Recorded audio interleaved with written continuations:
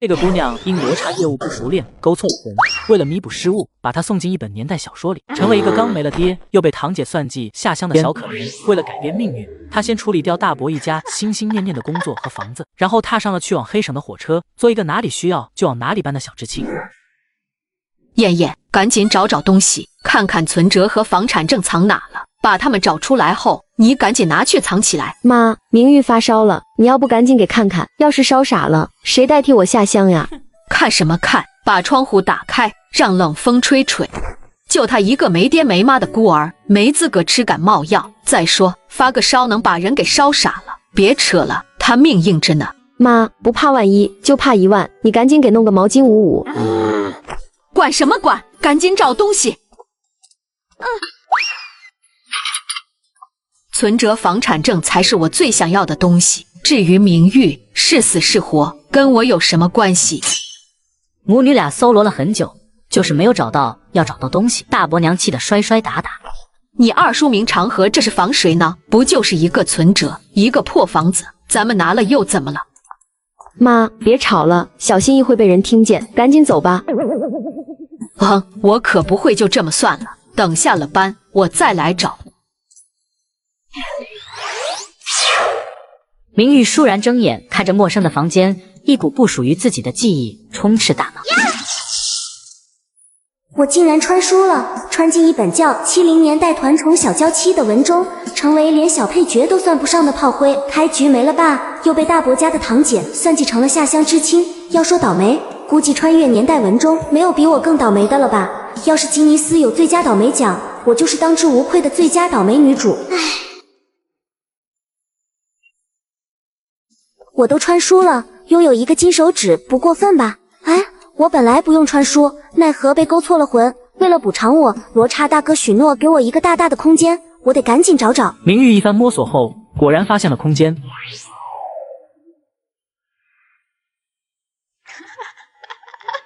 明玉担惊受怕的心情好了那么一丢丢。我就说嘛，空间虽迟，但会到，赶紧填饱肚子，去找牛主任把我爸留给我工作给处理了。大伯他们就等着哭吧。明玉是个说干就干的性子，简单吃完饭便匆匆跑到了牛主任家。牛主任，打扰了，我这边有个工作岗位的事情要跟你谈谈，您现在方便吗？我闺女到了下乡的年纪，奈何找不到工作，眼看下乡时间越来越近，她在家哭闹不止，本以为没转圜余地了，却不想明玉找上门来。来，明玉，审问你，你是知道什么岗位的信吗？牛主任是市医院后勤部的副主任，她丈夫是医院采购科的主任，两人在医院有一定的话语权，加上原主父亲留下的岗位刚好也在医院，宁可把工作给处理了，也不能留给原主大伯一家白眼狼。牛主任，我也不瞒您说，自从我爸没了，我就成了没人要的孤儿。大伯他们表面上疼我护着我，实则就是想霸占我爸留给我的岗位。我不同意，就去单位闹，造成了不好的影响。同时，为了逼我就范，还偷偷给我报了下乡的名额。好孩子，你这是受了天大的委屈呀！你怎么不早早来找我帮忙呢？你大伯一家也真是狠心，你才多大点孩子，怎么能让你什么都不准备就去下乡呢？放心，你的工作我收了，报酬好说。牛主任，这样会不会给你添麻烦？你知道我大伯他们不好惹，我也是被吓怕了，才想了这个么不成熟的主意。要不我……好孩子，别怕，有我在呢，谁都欺负不了我。再说，我弟弟也不是吃素的主，他可是革委会的。这倒是意外之喜了，我还希望大伯母他们好好闹呢，到时名声坏了，看谁跟他们合作。牛主任不想节外生枝，直接对明玉说：明玉，现在这行情一般都是800，我看你孤苦无依，又小年纪要去下乡，我给你900，多余的就当是我心疼你，给你补的。牛主任，不用900，你给我700就好，我还想再麻烦你点事。我就说嘛，怎么一口少了这么多？原来是找我有事办呀。小事我能帮，大事我可得看看。要是太过分，那我们各回各家各找各妈吧。你说能帮到的，我肯定帮。我想下乡后也不想放弃我爸爸教的医术，要是可以，看看能不能做个赤脚医生。你也知道，我从小就是个药罐子，干不了重活，所以想要一些医疗器械和药品。瞅瞅我这毫无破绽的演技，妥妥该给我一个小金人呀！刘主任听后猛然松口气，这事好办，同时也不由对面前这个娇娇弱弱的明玉刮目相看。别看娇弱，至少心机是有点，这样也好，免得去了乡下被欺负。这有啥？你输那就有。我们先去办交接，办完后我带你去拿。真的吗？神，你真是个好人。刘主任冷不丁多了一张好人卡，又见明玉红着眼眶，不由想起了自己的女儿，爱心泛滥，又答应他。当然是真的，到时婶让你高叔给你多准备点药品，这乡下不比城里，你得做多手准备。谢谢婶婶，谢谢你。我要是有婶婶这样的妈妈该多好。果然眼泪和可怜是有用的。好孩子，以后会好的，咱们直接去医院。在牛主任的一番操作下，明玉需要的东西准备齐全，且牛主任的丈夫也多加了一点钱给她。明玉，这是750，你收着，到了乡下也不会因为没钱而饿肚子。这太多了，明明。好了，别推辞，这是医药箱和药品，都拿好了。黑省天冷，最容易生病，你要多多照顾自己。谢谢高叔叔，谢谢婶婶，我走了。可怜的姑娘，没了明长河的照顾，这往后度日子咋过？好在咱们都没事，要不然受委屈的就是咱们姑娘了。咱们姑娘有爹有妈，不需要操心这些，你赶紧去回家歇着去。也是，我想多了。行了，女儿的事办妥了，我可以回家好好补个觉了。哎呦，这几天可把我给愁坏了，恨不得自己跟着闺女一起去呢。别念叨了，省得被人听见。明长江可不是好打发的。砰！他要赶上门来闹，老娘撕烂他伪善的面具，到时看他兜人，还是咱们兜人。是，你牛主任厉害着呢，赶紧去吧。明玉把得来的医药箱和药品找了个隐秘角丢入空间，顺便去了供销社买了去黑省用的东西。刚进院子就碰到了邻居。明玉，你怎么买了这么多的棉花？下乡的地方是黑省，我怕被冻嘎，所以多买了点棉花。黑省这么老远，你大伯母心够狠的。就是明长江一家真不要脸，占着你家的房，吃着你爸留下的东西，竟然还这样对你，也不怕天打雷劈。明玉，你爸给你留了多少钱？你不会都花完了吧？没几个钱，都给我爸办身后事用完了。这买东西的钱还是我平时攒下来的。都说没妈的孩子像根草，我没了爸爸，我也是根草。不把自己说的可怜点，这帮人非得把我8辈祖宗都翻一遍。而且我刚才还看见了一个大娘伸手救我买的棉花呢。明玉逃过了院子 CBD 情报中心，赶紧回了家。果然没有一个人能从情报中心完美脱身的，我差点被他们给扒了。下人解决了工作问题，下来就是房子，这房子必须赶紧出手，省得他们回来跟我抢。咦，买房就找他。明玉脑海里立马浮现出一个身影，把家里属于原主和原主父亲的东西一股脑丢进空间。他匆匆跑出房间，费了一番功夫，总算找到买房的大主顾。马六哥，你在不？这小丫头年纪轻轻，心袋是挺黑的。我曾经问个不休，你何时跟我走？马六哥，你谁啊？喊爷干啥？我是隔壁大院的马六哥，你要买房子吗？你有房子？接着，明玉把自己一个孤女被大伯一家迫害，马上要下乡，房子被霸占的故事讲了。而马六这个人虽然混账，但是人很讲义气。哎，这不妥妥的送上门来的便宜吗？今年我都26还没结婚，就是因为家里穷没有房子，有了房子，芳芳肯定愿意嫁给自己了。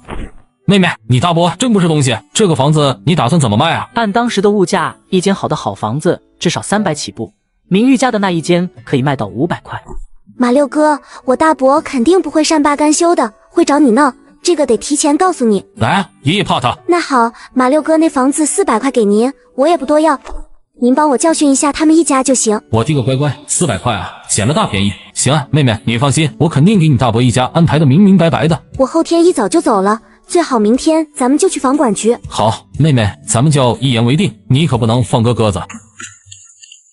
哎，我也想越快越好，一个老光棍的心酸，谁懂啊？第二天一大早，明玉早早的就出门了。妹妹来得早啊。马六哥你也挺早，这不还没开门吧？马上就开门了。妹妹你吃早饭了吗？没有哥哥请你啊。马六哥，我吃过来的。我第个天，幸好他没有放在内裤里。来，妹妹，数数400整。马六哥，这是我家的钥匙，但是我建议你换把锁，我不确定我大伯家有没有我家的钥匙。你放心，妹妹。半个小时后，两人从房管局出来，脸上都是笑容。你好，同志。这位小姑娘是来报名下乡的吗？我报过名了，想问下能不能改个下乡的地方？已经定好的，不能改了。我家里给我报名的京城附近的公社，我不喜欢，我想到黑省发光发热，您看可以改吗？京城附近的呀，这个可是比较抢手的地方，这个小丫头干嘛要换到黑省去？也不是不可以，就是得有人愿意跟你换才行。主任，现在还能报名下乡吗？哦，我堂哥该下乡，但是他忘记报名了，我来替他报个名。真的？不信你查一下柳儿胡同的名家，他们家有2个孩子，一个20，一个18，都没有下过乡啊。其主任立马翻看资料，最后找到，确实如此。只不过上面的下乡名单上已经有个人了，明玉。这里面肯定有内情，管他了，完成工作最重要。明耀祖是吧？下乡到哪里？大西北吧。我堂哥觉悟很高。这小丫头年纪轻轻，心但是挺黑的。可以了，你的我就给改到黑省的红旗公社，正好有个人想要换回来。主任，如果有人过来问谁给明耀祖报的名，麻烦您说是明艳红。好。而其主任为了不打草惊蛇，根本不打算今天去通知，他打算明天直接去抓人，避免节外生枝。同志你好，我要1份红烧肉、4喜丸子、香酥鱼和糖醋排骨，再要1份大米饭。你找事吧，也不看看这是什么地方。我怎么了？你怎么说话的？什么身份一顿赶点4个荤菜啊？就你4个菜是吧？能做？你有钱有票吗？多少钱？6块6，6两粮票，2斤肉票，你有吗？明玉没有说话，小手在包里一阵倒腾，不一会，一沓钞票和票据放在了柜台上。够吗？看着明玉露齿的笑容，服务员黑着脸到后厨点餐去了。很快，饭菜就上来了，看着满满一桌子的肉菜，羡煞了排队的众人。这也太好吃了，不管了，先干饭。就在众人眼光下，明代很快就把4个菜吃光，擦干净嘴巴出去了。自此，国营饭店就有了1人点4个荤菜的传说。明玉，你个臭丫头，快开门！不敬长辈的玩意，故意躲着我是吧？你给我开门！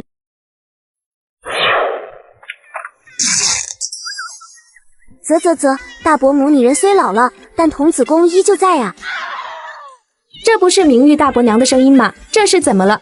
估计被明玉打了，没想到明玉这么凶残的呀！他们的谁在家好上呢？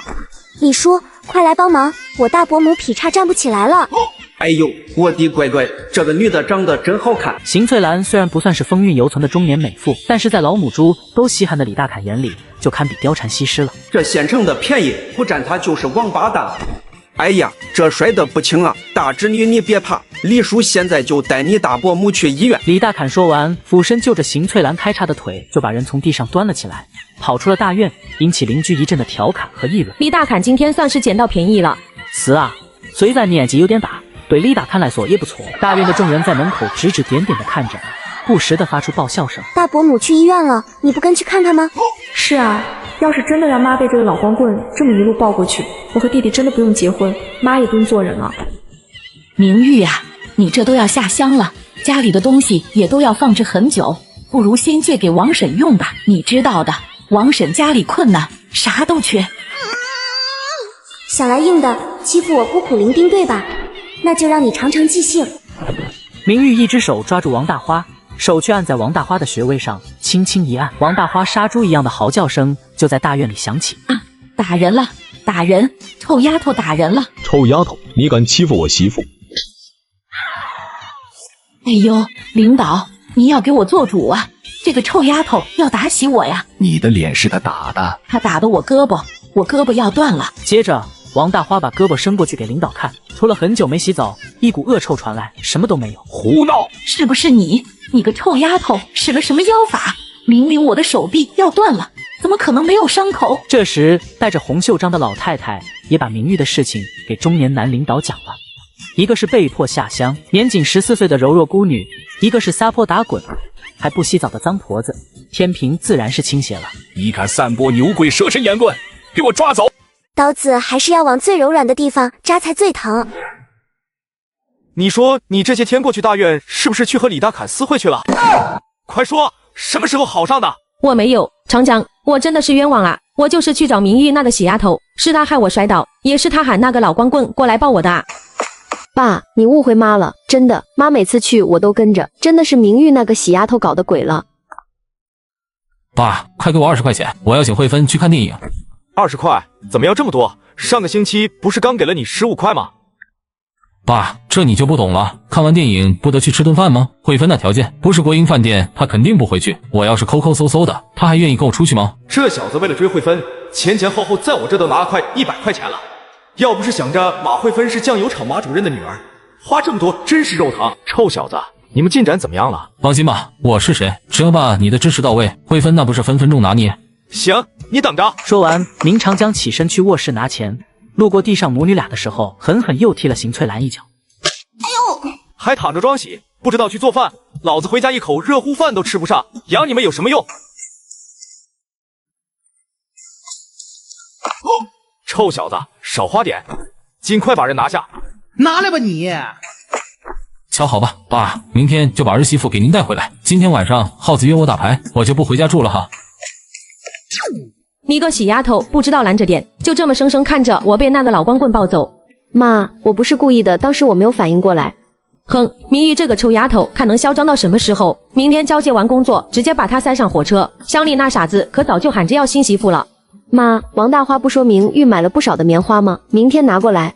对了，那可都是你小叔的钱买的，他没儿子，洗了理应给耀祖用，哪是明玉这个捡来的能用的？哼，爸妈只想着弟弟要结婚，也不想想我马上也要结婚，可现在一个嫁妆都还没有见到，我要是真嫁到肉联厂主人家，一辈子都不会愁肉吃的。很快，晚饭就被做好端上来了。明玉的工作什么时候交接给艳红？邢翠兰身子一僵，真是没用的东西，明天早上我亲自过去，办完再让他上火车，来得及。这下好了，有爸出马，工作的事情应该稳了。第二天一大早，明长江就带着母女2人来堵明玉门口。怎么东西全没了？臭丫头讨那！你给我闭嘴！东西都搬空了，看来明玉那个臭丫头是听到风声跑路了。长江，现在怎么办？蠢货，赶紧给我去火车站！臭丫头肯定不敢当盲流，肯定是去下乡了。现在去火车站一定能堵到人。明长江猜的确实不错，但是他却没猜到明玉趁着晚上来到了火车站，找了个避人的地方进去空间。此刻他还在空间里呼呼大睡。现在怎么办？明玉找不到工作就没了，没有一份正式工作，肉联厂主任不可能同意自己进门的。很快，火车站的人越来越多。就在这时，一个声音叫的明长江打了个寒战。爸，这声音好熟悉，怎么像是耀祖在叫我？明长江转过身去，就看到几个人押着狼狈的儿子往这边走来。耀祖，齐主任，这是怎么回事？怎么把我儿子抓了？明长江，你们家2个孩子，按照规定必须有一个下乡，有什么问题吗？我们家不是有一个明玉下乡了吗？明玉？哦，是有这么个人，但是不耽误你家的明耀祖下乡啊，他报名了。谁给他报名的呀？明艳红啊，也说是你家的。说完，看都不看傻眼的明长江示意手下的人把明耀祖押上了车。对了，明长江，你儿子走得匆忙，估计什么都没带，你给他往这个地址寄吧。明长江看着手里的纸条，看到地址是大西北的时候，心态完全崩了。这可如何是好？耀祖可是自己的独苗苗，心肝肉啊！这可搞到大西北那的吃多少苦？怎么办？邢翠兰看到儿子上车了，一脸焦急。长江，耀祖怎么被抓上车了？快让他下来啊！此时的明长江僵硬地转过身，看到明艳红，内心的邪火冒了上来，默默地抽出了皮带。呵呵，刀子还是要往最柔软的地方扎才最疼。相信这个礼物，大伯会记得一辈子。在明艳红和邢翠兰的哀嚎中，火车开动了。明玉坐在火车上，一路向北，朝着自己未来至少要生活5年的地方驶去。你们好，我叫刘志军，18岁，刚高中毕业，响应上山下乡号召，自愿下乡贡献自己的一份力量。方柔，18岁，高中毕业。哎，怎么一开局就碰见女主和男二？难道我一个炮灰还要走剧情线吗？好巧，我也是18岁，我叫刘燕，燕儿的燕，高中毕业。我们都是同一个地方来的，还真的是巧了。同志，你好，介绍一下自己吧。装什么装？还不是特意不说话，让刘志军注意到你。我叫明玉，14岁，高中毕业，自愿下乡。明玉为了避免麻烦，他干脆一次性说了个清楚。14岁，高中毕业，骗人的吧？小妹妹，姐姐不是质疑你，就是你14岁，不可能读完高中的。这小身板面黄肌瘦的，有可能是一个14岁的黄毛丫头。此时唯一没出声的就是方柔，她看着明玉，仔细搜寻了一遍记忆，还是没有发现相关记忆。怎么我前世没有这个小丫头的记忆了？哎，估计是个无关剧情的过路人。罗成哥，我终于又来了，这一世我绝不辜负你。各位，我确实14岁，我上学早，中间跳了2级，这没什么好奇怪的。眼看刘志军对明玉的兴趣越来越大，柳燕赶紧找了话题绊住了刘志军，而明玉则继续盯着天空，内心在狂刷着这本穿越过来的小说。自己这次穿越到70年代甜宠小娇妻这本书的重生版本，女主是方柔，女主是回来嫁人的，和我没有关系。男二刘志军是来追女主并偶遇未来老婆柳燕的，和我没有关系。女配柳燕是来钓凯子的，我不和凯子说话，就和我没有关系。最后总结，和我都没有关系。哎，这下我就放心了。终于在天黑之前，他们到了公社。起火，都带回去吧。大队长，快点走吧，要不到家天黑了。行了，你们都把东西放车上吧，先回去。你干什么？干什么？谁让你做的？干啥不让做啊？你做个屁！屁股那么大，上来了不把马累洗了，只准放行李，不准上人。柳燕毕竟还是个女孩子，被人家说屁股大，一时间羞恼不已。可惜现场的人没心思安慰她。最后大家把自己的行李放上去，看着大队长和刘老三一左一右坐在马车先走了。这个女配想蹭马车，却被人下了脸面。为了找回面子，有人给她搭桥，她竟然这样做。柳燕，你还好吗？停车。倒是个聪明的，知道顺着台阶下。在场的都是聪明人，只有憨厚大姐秦芳芳吓坏了，一把接住了要倒地的柳燕，掐上了她的人中。同志，俺娘来，不会有事吧？你快醒醒啊！谁要你多管闲事的？我真的走不动了，再走下去腿都要废了。咋了这是？人晕过去了，怎么掐人中都不行。大队长，您看看，要不放车上？下马威也够了，再陪着他们下去，得耽搁不少事呢。行了，都去车上坐着吧。就这么点路，闹这么多幺蛾子，真不知道你们下来干什么的。一行人这次没觉得这话刺耳，而是顺耳极了，顾不得地上的柳燕到马车上抢位置，装晕的柳燕还是秦芳芳扶上去的。该嘎的，手太重了，好疼，想哭，呜。这去一趟公社就要3个小时啊，还是有马车的情况，要是走路不得5个小时起步啊，黑省地大物博，撑不起我。行驶了将近3小时的路，总算到了知青点。大队长见他们消停了不少，心里舒服了不少，心情不错地带他们找知青点的老知青。宋知青、方明阳和陈二红在吗？在的，都在厨房取暖，我喊他们出来。大队长，您来了。方知青和陈知青，新的知青来了，我把他们交给你了，你们是老大哥老大姐，好好带他们。您放心，我们肯定会照顾好新来的知青，我这就送您。要不是为了罗成，我真的不愿意来这里。上辈子因为某些品德败坏的人干了不好的事，让村民们对知青很不喜，这才上演大队长给我们下马威的戏码。哎，往后这样的日子多着呢。走吧，先回屋，太冷了。挤在乱糟糟的厨房，众人像是活过来一样。方知青直接告诉他们：首先，我代表柳家湾的老知青欢迎新鲜血液的加入。我叫方明阳，算是最早一批来柳家湾下乡的知青，在这扎根8年了，目前是知青点的负责人，也是男知青这边的队长。有什么问题，大家都可以找我商量，以后我们一起进步。能坚持在知青点住了8年，估计也要30岁了，没在乡下成家，估计还想着回城。方明阳对大家的态度很满意。知青点现在有老知青11人，男知青8人，女知青3人，咱们还有其他的知青成家搬出去了，不在这边，以后再给大家介绍。现在先让老知青自我介绍一下，再由新知青来。我叫陈二红，女知青这边的队长，女知青有事可以找我。话很简短，看样子不是个多事的。经历过一圈自我介绍后，方明阳看了看灶台，开口：本来你们第1天到了，应该请你们吃个饭的，但是咱们这里和城里不一样，所有口粮都是公分挣来的，我们知青在队里地位不太高，公分也挣得少，所以一向都是只够个人吃的，就没办法来招待你们了。队长，你也别担心我们的口粮，大家来的时候多少带了点吃的，我们也就不打扰你们用饭了。你们的口粮都在大队部，等会你们选好床铺，就可以去大队部领粮食了。我们正好也吃完饭，你们可以用炉灶。行呢，我们自己的口粮自己领，总不能麻烦队长，大家又不是不能自理的3岁孩子，你们说对不对？是啊，我们尽量不给队长添麻烦，只是有些人身体太弱，年纪小，凡事能自己解决，就别想着劳累队长。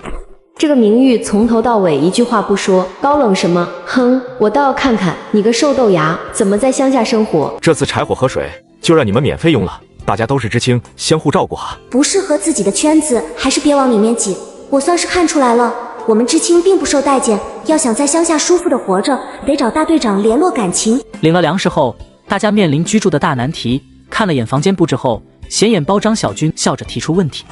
队长，我们也不是找事，只是咱们房间太挤了，我们住近了，势必要影响到你们睡觉的位置，所以有没有其他的地方可以选择啊？这往后的日子不好过呀。张小军说的很对，我们也不希望有人来，实在住不下了。倒是有个地方也算咱们知青点的，哎，还是算了，那边有点特殊。队长，你不会是不想我们过去住吧？也罢，我就带你们过去看看吧。你的选择是对的，看着吧，明天他们就得哭着回来，还得和咱们一起住。什么意思？谁来告诉我？后院很宽敞，还有一道影子墙，砖瓦砌的，对比前院的泥坯房就很突兀了。绕过影子墙，一道小门出现在眼前，倒是没锁。有问题？这也是知青点的吗？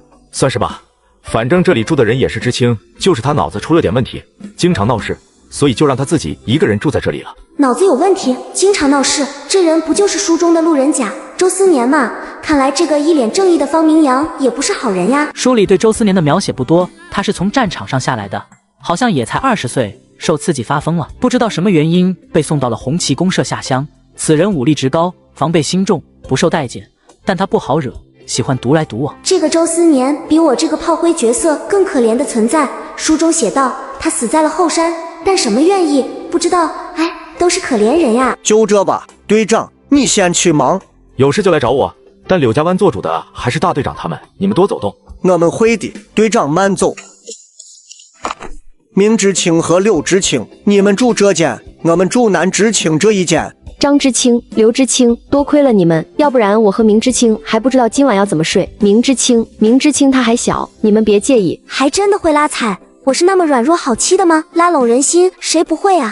往后大家都是一起干活的，互帮互助是应该的。这个闷不吭声的明玉比只会说感谢，从不分享的柳燕会来事多了，往后多帮帮他。哼，明玉差点让柳燕破防，他自己欢欢喜喜去找队长领粮食。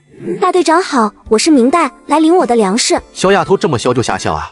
有15了吗？14了，虚岁15。这么小，家老怎么舍的？我爸爸今年去世了，我成了孤儿，本来接了爸爸的班，在医院上班，但是大伯让我替家里的堂哥下乡，把房子给堂哥结婚，我没办法才下来的。柳家湾之所以排斥知青，一方面是之前的知青作死，另外一方面也是因为这些知青的心不在这，总想着回城，家里的人也跟着想办法让他们回去。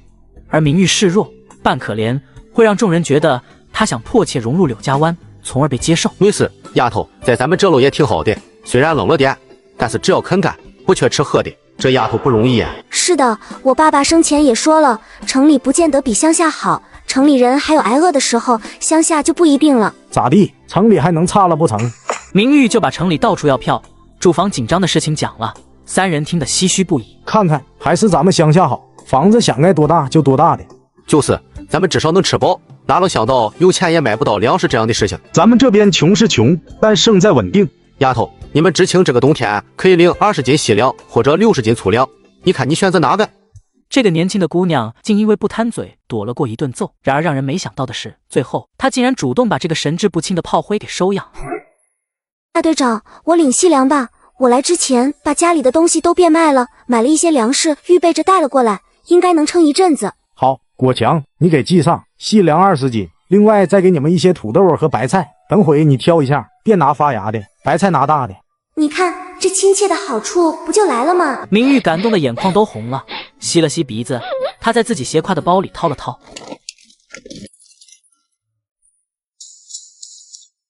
哦，大队长，我没想到自从爸爸去世后，长辈的嘱托我在柳家湾再次听到了，这里比城里更像我的家了。您放心，我一定好好扎根农村，好好干活，绝对不搞事情。好孩子，你懂事就好。这孩子看着小，但人情世故却很懂，往后也是个容易被欺负的主，不错。大队长，我爸爸走得急，很多人情世故没给我讲，我也是凭着心意做事，要是我不对，您教我。这是罗汉果，泡茶喝对喉咙好。您抽烟，我刚听着喉咙有痰，这个您泡茶喝合适。别管是贵还是便宜，送东西就得送到心坎上。这小姑娘说不懂，其实比谁都懂。书记，这个蝴蝶发卡是我戴过的，有一对，我不知道为什么，就感觉您和我爸爸很像。不知道您家里有没有闺女？不介意我戴过的话，您收下，到时我好多个姐姐或妹妹。这孩子才来，就把我们的情况打听清楚了，可见是个用心的。柳会计，这个钢笔您看看，也是我用过的，但是笔尖还是很新的。我看您用钢笔很爱惜，应该是个喜欢写字的人。不介意的话，这个给您。你这孩子客气什么？把自己照顾好就可以了。东西拿回去吧。我的钢笔确实需要换了，但也不能欺负人家一个孤儿。要真收了，还是不是人了？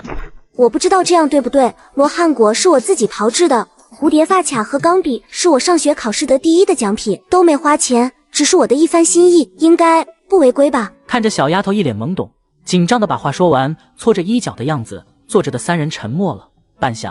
柳大柱叹气：好闺女，难为你听到俺咳嗽就想了这么多。俺收下，你做得很好了，不会违规的，也是个可怜的娃娃。到了咱们柳家湾，也就算是回家，有空来叔家，让你婶子给你烙油饼吃。你这礼物送的正合适，俺家你姐姐明儿要过18生日，正想着要个发卡呢。有空你来家玩，你婶子包饺子好吃。以后算公分得多想着名誉，这姑娘实诚的让人心疼啊。只要你们不嫌弃我笨手笨脚，我有时间会来串门的。东西这么多，我帮你。叔，我不能因为自己让你们难做，我自己带过去就行了。以后我就要在这里扎根了，先从堂口粮适应起来吧。这才是好孩子，好知青啊！哼，之前的那俩货什么玩意儿？跟咱们一条心的，咱们就多照顾着，那没心没肺的多干活就行了。就这么做。明玉这边背着麻袋，晃悠悠的走着，内心安定很多。好好生活的基调已经打下了，只要不出意外，应该可以和睦相处到高考。只要别遇到挑事的就行。明知情，你领了什么呀？要不要帮忙？真是怕什么来什么。柳燕不刷存在感，心里难受。明玉装作艰难的抬头，摇了摇头，一副累得说不出话来的样子，从他身旁直接过去了。真当自己是城里千金，不跟搭理我，我还懒得管你呢。要不我帮你送过去，但是得等我们领粮食回来。哎，怎么都喜欢戴着面具过日子呢？这么冷的天，这么大的风，我怎么可能在这里等他？再说我自己也可以。行了，明知青肯定自己可以，咱们快去领粮食吧，我都要饿嘎了。在老知青一言难尽的目光中，明玉回到了青砖大瓦房，把东西放进屋里，看了看自己的包裹，果然有动了的痕迹。呵呵，狗改不了吃屎。好在我上了锁，柳燕空欢喜一场，什么都没有翻到。等领了粮食，3人在厨房会合。柳燕空着手过来，看到刘大爷手里的布袋，内心欣喜，面上却担忧地问：刘知青、张知青，你们会做饭吗？我会，我帮你们做吧。君子远离庖祖，这就不是男人干的活。柳燕就是想蹭饭，但是这粮食是我们在炕上捡的，给他蹭饭不心疼。这粮食哪来的呀？我看不像咱们领的。炕上捡的。炕上捡的，这俩货真不要脸，但跟我有啥关系？有便宜为啥不占？柳燕心里骂2人不要脸，自己下手更狠。见他们没有反应，直接把整袋米都倒进去。这米看着不错，咱们总算能吃顿饭了。可惜明知情睡着了。他不来，是他没口福。不说这些，咱们赶紧做饭。坐了几天火车，又跑了这么久的路，我都快饿嘎了。明知情同样坐车走路，为什么他不问呢？难道在大队部吃了？他才刚来，怎么会认识大队部的人？这个明玉心思还挺深沉，看来以后得防着点。隔壁屋子的明玉听着他们的对话，没放在心上，坐等好戏。周思年可不好惹，人家的米是那么容易吃的吗？当晚7、8点左右，果然在明玉要坚持不住的时候，终于有了动静，一声哀嚎把寂静的夜打破。紧接着是另外一声。嘿嘿，来了。搞什么？大半夜的不睡觉。达啊，救命呀！黑影扯着柳燕的头发，就把她从被窝里拖了出来，不顾她的尖叫，把她拖到了院子里。熟悉的哀嚎响起，然后是重物落地声，下一瞬，黑影再次进来。我没吃你的粮食。他是通过嗅觉确认谁吃了他的大米的呀。你饿了，我给你拿吃的。你不打我好不好？鸡蛋糕可以吃。总算走了，我这算过关了吧？而前院的知青点这回热闹极了，老知青拿着油灯把被打成猪头的3人接了回去。这次怎么打得这么狠？得多疼啊！就是这次女的也打得狠，之前女的还能轻一点呢。哎，另外一个小矮子呢？不知道，不会打嘎了吧？去看看。我不去，你去。要是周思年真的打嘎了人，他应该就会被送走了吧？那么我们是不是就能住进去了？呜呜，好疼！他是谁呀？为什么打人？方知情，你知道那人是谁吗？怎么跟疯了一样，不问青红皂白就动手呢？这个我们也不清楚，与他也不认识。你们是不是动人家的东西了？听说之前就有人动了他的东西，被揍了。什么东西？我们才不会动呢！我看他就是故意的。难道今晚吃的米是个疯子的？怪不得会挨打。明玉好狡猾呀，怎么就不提醒我们呢？希望他被打嘎。下次记住了，别乱动东西。没动就是没动，哼！隔天被几人寄予厚望早点嘎掉的明玉不仅没事，而且还主动提出要帮周思年做饭。这3人真够心狠的，把人家的饭吃得一干二净，柴火也用完了，灶台也不洗，活该被揍。我又下厨房，你带的柴火好不好？我做早饭，请你吃，你放心，柴火晚上还给你。你不出来，我当你同意了哦。这么冷的天，是把棉衣洗了吗？根本干不了好吗？你饿了吗？周思年还是没有回答，只是盯着他看。明玉把自己的粮食口袋展示给他看。我用我的粮食做早饭，咱们一起吃好不好？让我出去一下行不行？我去拿做饭的工具和调料，你等我一下，我去拿我爸的衣服给你穿。周思年不吭声。明玉再次折返回来时，周思年把脑袋伸进灶坑里去了。你的衣服和鞋子湿了，换下好不好？这是我爸爸的衣服，借给你穿，你带我去捡柴。早饭是在一阵兵荒马乱中结束的。明玉哄着周思年跟自己上山去找柴，路过知青点门口的时候，碰到了方明阳。队长，让他们趁我们离开去拿行李吧，我好不容易哄走的。他怎么没打你？哎呀，瞧我这没把门的破嘴，怎么就把心里话说出来了呢？队长，你果然是瞒着我们的。我们没有烧炕，穿着衣服睡的，要不然柳知青不要做人了。接上集。明知青，不是我故意瞒着你们的，实在是不好说。不好说，也得提前指挥一声，要不是我藏起来，恐怕就被打嘎了。你听我辩解。哦，是解释。周思年只有别人碰他东西的时候才打人。我想着你们一个个的品德高尚，肯定不屑于去碰他的东西，所以才没有提醒的。真的？果然年纪小就是好哄。好吧，我就知道方队长你是个好人。他为啥这么听你的话啊？我不知道啊，昨晚我很累，领完东西吃了个鸡蛋糕就睡了，再醒来就是被吵醒了。之后他揍完张知青和刘知青，闯进我们房间。然后你躲起来了？是我们没有烧炕，穿着衣服睡的，要不然柳知青不要做人了，他可是从被窝里被拖出来的。柳知青挨打，我害怕极了，缩在墙角不敢动。然后他拿了你的鸡蛋糕，我怕被打，赶紧把吃剩的半块鸡蛋糕，他就走了。然后今天早上我做饭，他又出来了，把我的早饭吃了。哎呦，一半真的，一半作假，想想都是心酸泪啊。明玉为了做戏做全套，赶紧开口。你也是知道的，我就领了20斤细粮，哪里够2个人吃的？队长，你能不能帮帮我，不让他抢我饭吃啊？这个我真的办不到。那我跟你们一起搭伙可以吗？这样我就不怕他吃我粮食了。不行，开什么玩笑？他现在认准了你，你过来了，他不就过来了吗？嘎都不行。队长，真的不行吗？不行。那好吧，就不为难你了，往后还是让我自己承担这些苦难吧。奥斯卡真的欠我一座小金人。虽然现在是农闲，也允许大家请假，但是多数人家还是想要上工挣工分的，毕竟这和口粮挂钩。当看见明玉和周思年这个疯子出现，众人不约而同瞪大了眼睛。这煞星怎么换衣服了？后面这孩子是谁？不会是这疯子从哪里带来的吧？赶紧告诉大队长去。大队长书记书，是俺起猛了吗？俺咋看到明玉闺女跟煞星站在一起了？那可能也起猛了，俺也看到了。明玉，你过来，说给你说句话。你乖乖在这等着，我一会就跟你进山。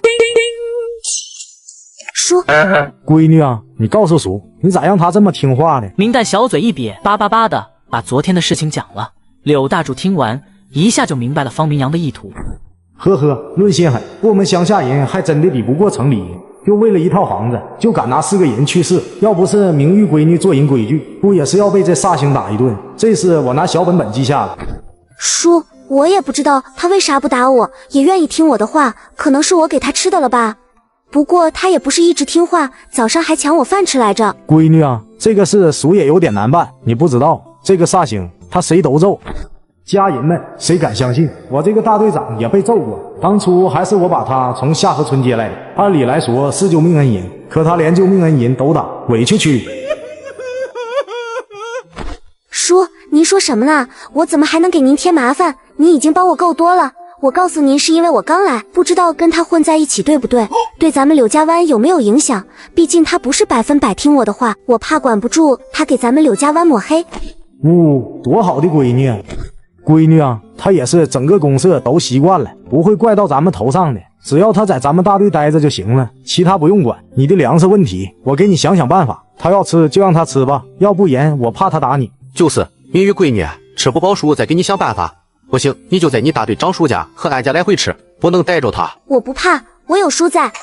别担心，我下乡前之前，爸爸的领导可怜我，担心我在乡下吃不饱，答应我只要给钱，他就给我寄吃的。他是医院的，走关系的都找他，有门路。你领导是你领导，我们是我们，总不能让你个小丫头来我们柳河湾受苦吧？这不行，不行。叔，我爸爸的退伍津贴我带着了，我有钱可以买着吃，叔千万不要为了我省粮食。这个时候让我婶子他们吃饱才是叔的担当，我自己也可以养我的。多好的闺女，咋就被个煞星缠上了？既然你决定了，叔也不再拦着。你们这是要干啥去？上山捡柴去。你等着，我这就让人给你找个板车和砍柴工具来，总不能空手上山。这入秋不久，山上有狼，没有防身的东西可不敢进去。谢谢。有了大队长借的板车和斧头，外加周思年这个辅助，明玉满载而归。当晚与周思年戴着红绿头巾去大队长家还东西，大半夜的惹得狗吠。果然在周思年面前众生平等，不管是人是狗都怕他。等过年的时候，我画张他的画像挡年兽也不错嘛。开门。谁呀？这大晚上的。是黄婶子吗？我是新来的知青明代，我来还平板车。好闺女，怎么晚上送来了？这大晚上的，不怕狼把你叼走？婶子，不是一个人来的，我们俩人来的，没事。竟然还有别的知青能和明玉们一起的人，准没错。先把车拉进来吧，咱们屋里说话。妈呀，咋是周思年这个疯子？他怎么来了？婶子，车子给您放哪里啊？放马厩。婶子，工具都在车上放着了，一样没少。我书歇着了吗？方便进屋不？这疯子没有走的意思，我不敢不同意呀。黄婶子怀着上坟一样的心情打开门，一家老小都在炕上坐着，摸黑扯闲篇。老婆子，谁来了？叔，是我明玉。你一个人来的？不是一个人，周思年陪我来的。你说谁？一旁的黄婶子发誓，嫁过来30多年都没有听到过柳大柱这么尖细的声音。明玉在黑暗里笑弯了眼，嘴上却不确定的回复：周思年，周思年一如既往的好用，不要拿别人的东西，不礼貌。这疯子千万别发怒，要不然我们每个人都得挨拳头。还你！这还是周思年吗？不揍人都是烧高香了，竟然主动还东西，神奇！明玉这个疯，周思年是越来越喜欢听你的话了，往后好好管教，省得给你带来麻烦。叔放心，我会好好看着他。你瞧瞧我们俩现在的装扮，是不是很好玩？红配绿，赛狗。哦，不对，是赛西施，很般配。闺女，周思年他彻底好了吗？没有，只是看我会做饭，他就赖着我，倒也帮了我不少。就是粮食下得太快了，我打算明天下工去城里看看，能不能买点吃的，不行就要给我爸爸的领导寄信了。周思年挺能干活，但他也能吃呀。都说半大小子吃穷老子，这话一点也不假。周思年都是2个半大小子，明玉的粮食压根不够养活他。行，明天上工，我把条子开好，让三爷送你去。正好风周思年的包裹也快到了，你去帮着取了吧。能坐车不走路，自然开心了，更何况还有意外收获，更好了。婶子，我刚来，叔就这么照顾我，我做了些团子给叔和婶子尝尝，以后还要麻烦您和叔多看顾了。我人小，做错什么您教我。当家的，你看，拿着吧，闺女一番心意，有空来家里吃饭，车子要用你再来拿。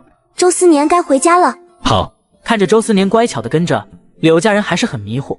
当把人彻底送出门后，黄婶子一脸感慨：老话说的一物降一物，还真的没说错哈。之前可没见过疯子这么听话的，而且明玉这闺女也太客气了些，竟然送吃的。娘，你说这城里人做饭就是和咱们乡下人不一样哈，咋就这么香？你大孙子都忍不住想尝尝了。我看是你的馋虫作怪，别看人小，手真巧，做的似模似样的呢。谁说不是呢？赶明给他送点吃的去，省得被周疯子吃光饿肚子。让来福去。明玉不知道柳大柱一家要回礼给自己，他带着红头巾的周思年在村口等车，谁知竟然有不长眼的上来就语气不善：呀，原来是周疯子，跟在小姑娘身后，丢不丢脸？这是故意找事吧？欺负我脸皮薄，不敢说话是吗？周思年，这是你惹的人。原书中没有记载周思年得罪的人是谁，只粗略介绍人们见他疯癫癫就抢他，欺负他，又被他反欺负。今天忽然冒出这么一伙人，我得问问清楚。不是，既然不是周思年主动惹的，那就是这帮人主动惹事，勇士啊！见周思年呆呆憨憨，而旁边的小姑娘跟豆芽菜一般弱小，熊胆心头愈发得意。周思年，怕了吧？既然怕了，那就跪下来求我放过你。周思年现在是我养着的人，不维护，看他被人欺负，我自然做不到，可又赤手空拳去帮忙，我只有挨打的份，不如搬出大队长来，我这不叫狐假虎威，叫搬靠山。这位同志，你叫什么？能跟我讲讲周思年到底哪里惹你了？哟呵，一个营养不良的小丫头，个子没竹竿高，胆子比老鼠小，演什么美救英雄？我看你是画本子看多了吧，赶紧打凉快，哪待着去？这个周思年什么运气呀？呆呆憨憨，又凶又吓人，竟然有人护着，不公平呀！打！兄弟们愣着干啥？没看到疯子挑衅咱们了，赶紧给他点教训。好嘞，熊蛋哥。暴行，你磨蹭什么？顶天的个子，地缸一样的胆子，要你能干啥？赶紧把周思念给我撂倒在地，把他身上的新衣服脱下来，让我穿。你们别过来，周思年他。明玉话没说完，周思年便欺身上前，不到1秒，这几个前来找事的都倒在地上，抱着肚子哀嚎。为首的熊胆这下真成一头国宝大熊猫了。疯子，你又背着我们偷偷练了。上次我们勉强和你是平手，现在你竟然把我们打趴下了，还让不让我活了？这人是负责搞笑的吧？刚刚一副唯我独尊，神奇的像狮子狗一样，这会怂什么？我刚才打算提醒你们，见着他就得跑，是你们不让我说的。你的意思是我们活该挨揍了？队长叔跟我说，女孩子出门在外不要跟陌生人讲话。你别过来，周思年救命！不要啊！你是猴子派来的吧？谁欺负你了？欺负他，招打！周思年，别下这么重的手，把他们交给大队长，下次别给吃饱饭就行。黄蜂尾后针，最毒妇人心。豆芽菜，你真狠！兄弟们赶紧走！别走啊，我真是为你们好，真的。为我好，我谢谢你全家。明玉智斗，再配合上周思年的蛮力，总算把熊胆一帮人赶走。随后，他们坐着3爷的牛车赶到了县城邮政局。周思年，你的包裹能自己取吗？能。那咱们到时在这会合。一起。周思年，这把我真当保姆用了，我要敢不答应，沙包大的拳头得落我身上，我这小身板可扛不住。行，一起。思年，你总算来了，再不来，这包裹我都得亲自给你送去。要不是这玩意太大太重，我早就给你送家了。这衣服也穿戴干净了，红头巾你自己搭配的，颜色好看，就是东西。好好喝，别急，我这就给你，千万别砸东西。上次我就慢了1秒，你送我俩青眼圈，今儿再慢点，我怕你送我床上躺。给你，拿来吧你。周思年，你就这么扛过去？这包裹得有200斤吧？他就这么轻飘飘扛起来，怪不得人们叫他疯子，惹不起啊。走。好。小同志，你怎么驯服周思年的？你跟我传授一下经验，我也试试去。我家前2天刚好抱回来一只狮子狗，和它一样凶，我被折腾的没办法，求经验介绍。你是在公报私仇吗？不可能，绝对不可能。这小姑娘人不大，小脑瓜子真聪明，我绝对不承认我有内涵周思年。话多，打！赶紧把周思年带走。差点说漏了嘴。有周思年这个免费保镖在，谁都不敢为难明玉。他挑拣一些日常生活用品，然后赶回当初约定好的结合点。看着他们大包小包众人不敢开口询问周思年，但敢对明玉表达不满。明知青呀，你买东西的速度太慢了，你看看太阳都要落了，你才姗姗来迟，这不是耽搁我们的事吗？谁说不是呢？我家孩子就等我买的灯油回去干活呢。你慢1分钟，我们就要多等1分钟，集体的活就得少干1分钟。照着速度下去，来年大家就得饿肚子。这是故意找事吧？明明还有好几人没出现呢，逮着我一人说，欺负我脸皮薄，不敢说话是吗？两位婶子，三爷交代的时间是4点，现在才是3点50，我没迟，怎么就逮着我一人说教呢？是看我没爸没妈好欺负，还是不满意周思年走得太慢？周思年，你解释一下。我们只是实话实话，你要打人可就说不过去了。别过来，我腿脚不好，要是伤着了，明天还这么上山捡柴，耽搁队里的事，我可不负责。小闺女，安抚一下周思年，小心伤着人。你们2个碎嘴的婆子也给少说句话，要再挑软柿子捏，我回去给大队长说一声，你们2家明天就去翻地。三叔，别呀，我们这不是在跟明知青开玩笑吗？还没到找大队长的程度。是呀是呀，我们是看明知青拘束，不爱说话，这才找了话题，谁知没把握好。明知青别放心上啊。这个明知青小小的丫头真会来事，竟然还真把大队长给收买了，这心性可不是一般丫头能有的。再加上个周疯子，恐怕他在柳河湾的横着走，但这帮知青太会找事情了，要不敲打敲打，他们会无法无天的。有你们这样联络感情的，都一大把年纪了，都注意点，欺负一个从城里来的娃娃干啥？丢不丢人？三叔，我们都已经道歉了，你又抓着这件事不放，就没意思了。难道让我们当长辈的跟一个10几岁的小娃娃下跪磕头，说我们错了？我敢这样做，明知青敢接受吗？我敢呀，但不能明着来，省得被人抓住把柄。三叔爷，您别为了我跟婶婶们吵架，我就是个孤苦的小姑娘，没人疼，没人爱也是正常，不能因为我而连累到你啊。明知青别哭，这事跟你没关系，赶紧上车，我送你们回去。到时跟大队长反映反映，他来之前就交代过我，要护着你，是我没护好你。打啊！别过来，周疯子要打人了，三叔，你赶紧拦拦。我也挨过周思年的拳头，我老胳膊老腿的，不如你们壮实，你们自己想办法。看来大队长说的都是对的，周思年彻底被明知青这小闺女拿捏住了，这样也好，省得小姑娘被村里不讲理的欺负。刚才2个找明玉氏的婶子，最终还是向明玉低了头。明知青，婶子错了，再也不乱说，你赶紧让周思年停下来，这小子一身蛮力，把我们打坏了，影响过2天翻地。明知青，你赶紧劝劝，今年咱们柳河湾药瓶先进，谁都不能缺，也不能出现打架的事，你总不能让大队长难做人吧？周思年，2个婶子说，只要你停下来，就给咱们送5斤大米。我什么时候说啊？好，我和翠花婶都答应。真是偷鸡不成蚀把米，这个明知青看着是个软柿子，但不好捏呀。周思年，明玉丫头的话你不听了？听。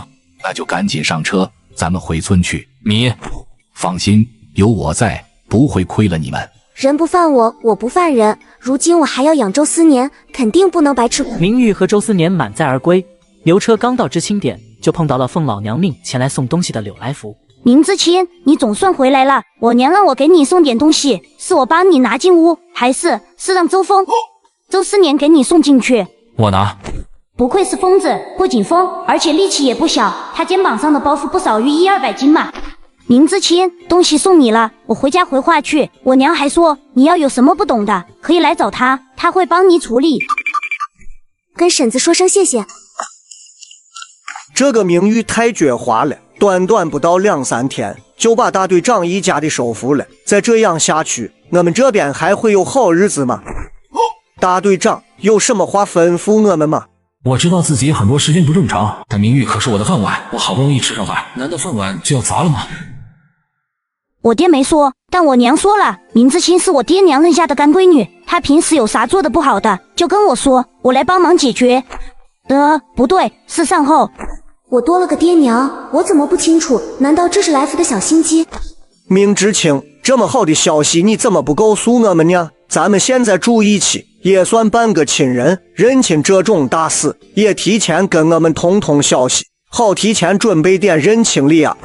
认亲？什么认亲？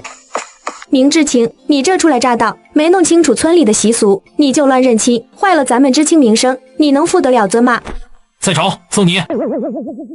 我没说错吗？大家都是一起来的，路上尽心尽责照顾明知青，可他倒好，一声不吭就整这么一出，我们好不容易建立的良好形象就被破坏了，往后想挽回名声，得费不少功夫。我是明知青的弟弟，这个女知青，你有什么不满？你冲我来欺负我姐姐干什么？这弟弟太给力了，上来就护姐姐。看来我这大腿抱得不错，既然来福搭了台子，我总不能让他唱独角戏，是时候展示我的能力了。明玉莫名其妙多了一家没有血缘关系的家人，他适应十分良好，流着泪看向柳燕。柳知青，咱们往日无怨，近日无仇的，你为什么老抓着我不放？你是不是还在怨恨当晚偷吃周思年大米被发现，我没及时护着你？骂人不揭短，打人不打脸，明玉什么意思？这是要跟我开撕？明玉，你哪只眼睛看见我偷吃东西了啊？周峰，周思年从不会无缘无故打人，要不是你偷吃人家的东西，人能把你揍成熊猫眼，错了就是错了，认错不就好了？找我姐姐查什么意思？我看你坏得很。我是汉后，又不是傻，真以为我不清楚柳燕什么意思？分明就是嫉妒明玉得了我爹娘的青睐，自己没本事，偏偏怨别人跑得快，什么臭毛病？你们欺负人，我不就说了几句实话，怎么一个个都来指责我？张知青，你说句话呀！好了，明知青认亲是好事，别在大喜的日子闹得不愉快。柳知青擦擦脸，小心被风吹坏了脸皮。小姑娘要是连脸皮都没了，往后行走便寸步难行。这个张小军，内涵人真是一把好手，明面上说的是柳燕，实则在点我。哼，不听，乌龟念经。吵，我们回家。明知青，我娘说你的棉袄没有做，让你过2天来找她，她教你怎么做。来福，我记下了。回屋分东西。凭什么呀？大家分明是一起来的，为什么明玉混得比我们好？不仅大队长一家护着，还有随时打人的疯子陪伴左右，这日子没法过了。柳知青，你也可以学明知青，去跟大队长一家走动，说不定就多了一家护着你的亲人。只是什么？这个张小军小算盘打得不错呀，分明自己想去，却碍于脸面，把我当冤大头，真以为我傻呀？只是人家明知青是城里正司职工，条件好，一旦大队长有麻烦，明知青定会帮不少忙。可惜咱们算了，人比人气嘎人。他一个孤儿，哪里的正式工作？还不是仗着他短命的爹留下的关系，才有现在的一切。切，真当我稀罕？蠢货就是蠢货，只有短视的目光，没有长远的规划。要想早日回城，不搞好跟大队长等人的关系，就做好在柳河湾长久待下去的打算。柳知青，这种不利于团结的话，别再说，小心被疯子揍。明玉跟周思年带着东西回到了房间，两人排坐，开始分果。明玉专门负责分，周思年负责监督，场面挺温馨。就在这时，明玉脑海里传来了熟悉的声音：明玉，我来给你送迟到的福利来了。小长长，你有本事勾错魂，你有本事躲起来一辈子呀，现在出来什么意思？当初是谁给我画大饼，说让我当一辈子财富自由的白富美？为什么不是白富美，反而成了没人疼爱的孤儿？你知道我这些日子是怎么过的吗？失误，这不麻溜的来给你做售后补偿服务了吗？别生气，小仙女，你要时刻记得莫生气，得了病无人替。给你帮忙2拳。明玉气得咬牙切齿，外加张牙舞爪，对着空气挥拳，被人叫得疯子的周思年俊脸皱成包子。我知道自己很多时间不正常，还控制不住自己，我倒无所谓，但明玉可是我的饭碗，我好不容易吃上饭，难道饭碗就要砸了吗？周思年还在想如何安慰自己的饭碗，小长长继续说：小仙女，为了表达歉意，我再赠送你一个空间探宝功能。我从你的脑电波得知你有收古董的打算，这个非常时期有许多国宝丢失或者深埋失踪，为避免浪费，咱们可以做等价交换。天下没有白吃的馅饼，说说你的条件。你利用探宝功能收到宝物，我带走复制件、原件留你，同时我们这次穿书还有要选一个任务辅助者，周思年恰好就合适，希望小仙女与周思年积极配合，实现双赢。要是辅助者嘎了呢？小仙女不要担心，我们早有应对措施，会给你重新更换辅助者，确保任务顺利完成。你可以滚了。好嘞，我圆润滚走。明玉与小长长刚谈完话，扭头发现周思年一脸难过，且说出一句吓人的话来：你吃点药吧。什么意思？算了，不管了，先把周思年彻底收为小弟才行。周思年，等我给你变魔术。病得比我还严重，怎么办？得提前囤吃的，省得饭碗疯了，我后期得饿肚子。明玉不理解周思年的脑回路，带着他探索自己的神仙洞府空间，让他感受新世纪的事物，进进出出忙了足足2个小时，才把周思年彻底收服，让他主动展示受伤的后脑勺。害周思年的这人下手不轻呀，这是要他命的节奏。你还记得是谁打你的吗？我不知道，不记得，但我信你，我想好起来，想记起自己忘掉的重要事情。好。明玉打定主意要给周思年治病，但在治病前得先去感谢一下柳来福等人给他撑腰造势。婶子，我今天是来特意感谢来福的，这是一点心意，你收下。小明闺女，来就来，还带什么东西？你这孩子手太松了，又得养能把家吃垮的周思年，得省着点。婶子，我精着呢，一般人吃不到我送的东西，你们一家拿我当亲人，我自然得好好报答了。真心换真心，你这孩子比那帮知青心眼实，我们自然愿意多帮点。婶子提醒你一句，小心宋兰兰，她最喜欢上纲上线。记下了，我记得那个宋兰兰知青，话密又爱八卦，一看就是个喜欢挑事的人。很快就要天冷了，我晚上让来福去知青店，把你买的棉花和棉布一起拿来，婶子连夜给你做棉袄。你这体格太不抗冻了。黄婶子，你比我亲妈还要对我好，要不我给你当闺女吧？那感情好，我一直稀罕聪明伶俐的闺女，你不嫌弃就做我女儿，以后谁欺负你，我找他们算账。有妈的孩子是块宝，我现在就是真正的宝了。好闺女。明玉就这样彻底俘获黄婶子。隔天大家一起在玉米地掰玉米，谁知不远处传来宋兰兰尖锐的叫声：丰柔，你竟然戴皮手套掰玉米，你知不知道你这种行径是享乐，是不道德，不值得提倡的，赶紧摘下来。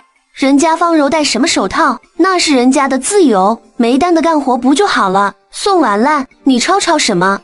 齐青青，我跟方柔说话，你插什么嘴？不愧是玩到一块的人，一样的矫情，一样的喜欢浪费。你们这样做只会带坏其他知青。你睁大眼睛看看，在场掰玉米的那个不是光着手，就你特殊。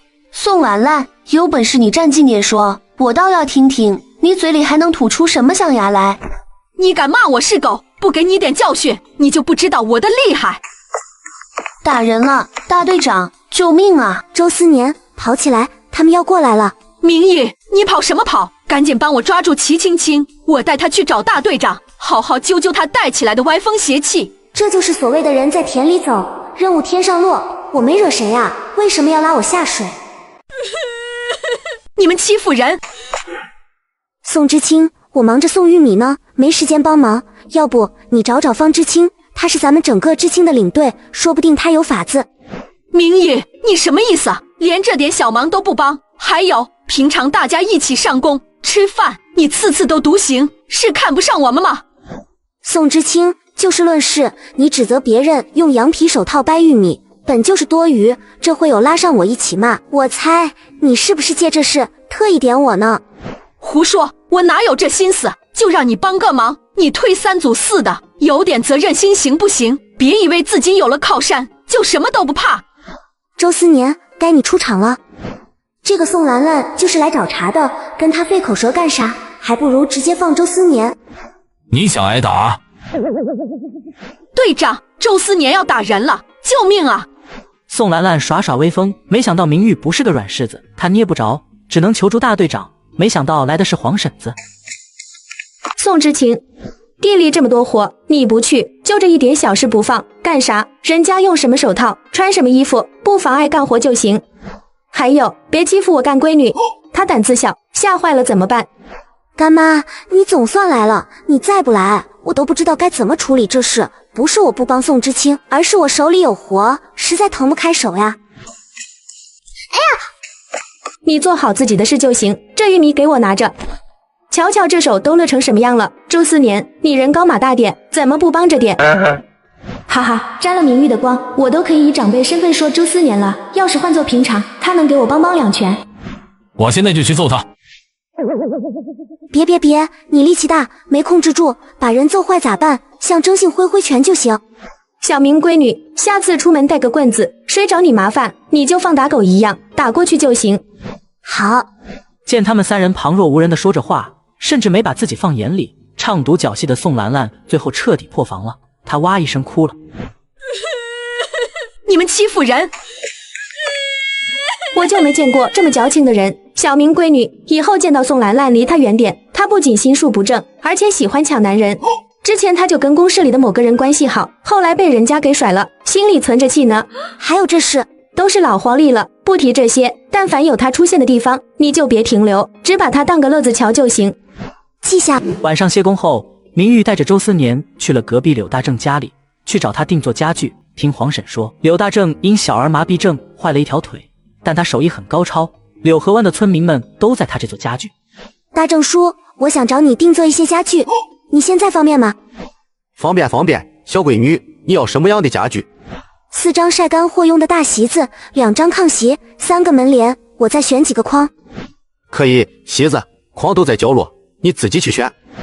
周思年，你看看有你喜欢的吗？我给你买。我看看。哎呦，这东西只能摸，不能摔，给人摔坏咋办？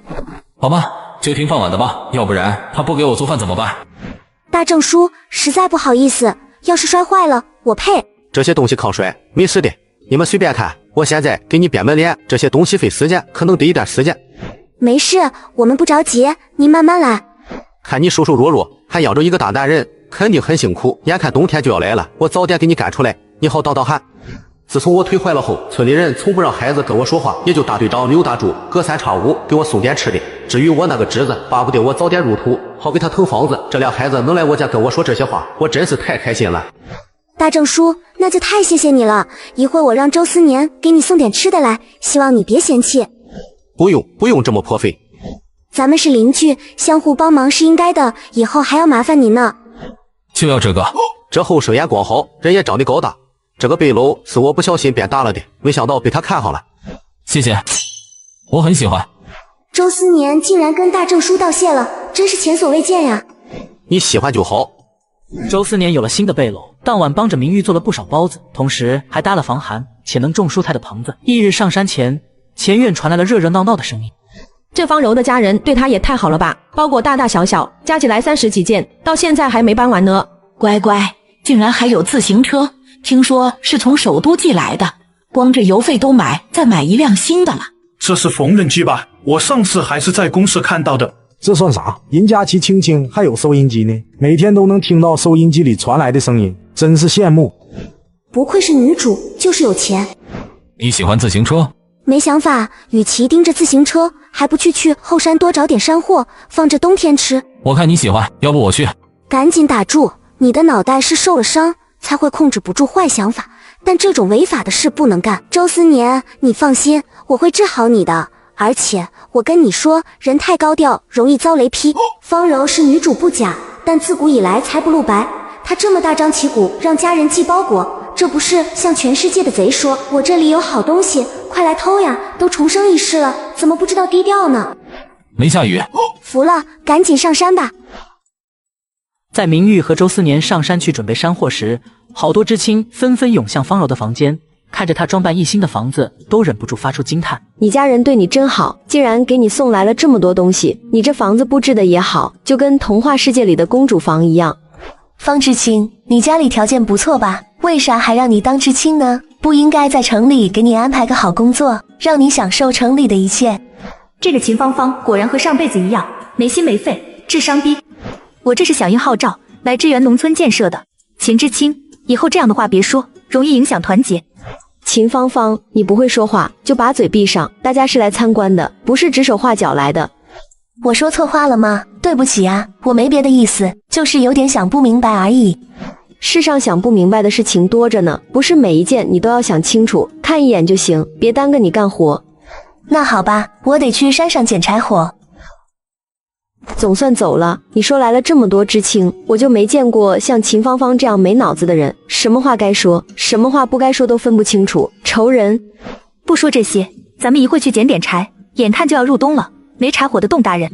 柔柔，你家庭条件不错，冬天买车炭偷着用多方便。再说这么柔弱，又没周思年那样的帮手，上山很危险。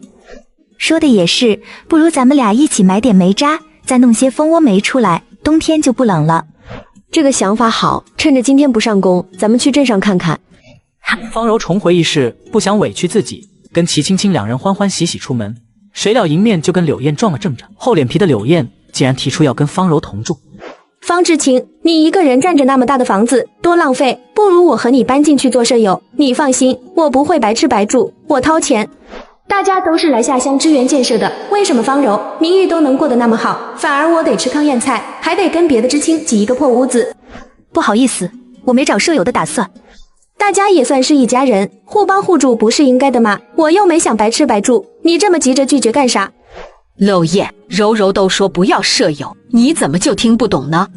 齐知青，我在和方知青说话，你插什么嘴？你就这么见不得别人好？你，青青别生气，我来处理。柔柔，别答应他，他嘴上说着会给钱，分明就是骗人的，他一看就是个只想找打击的。我知道。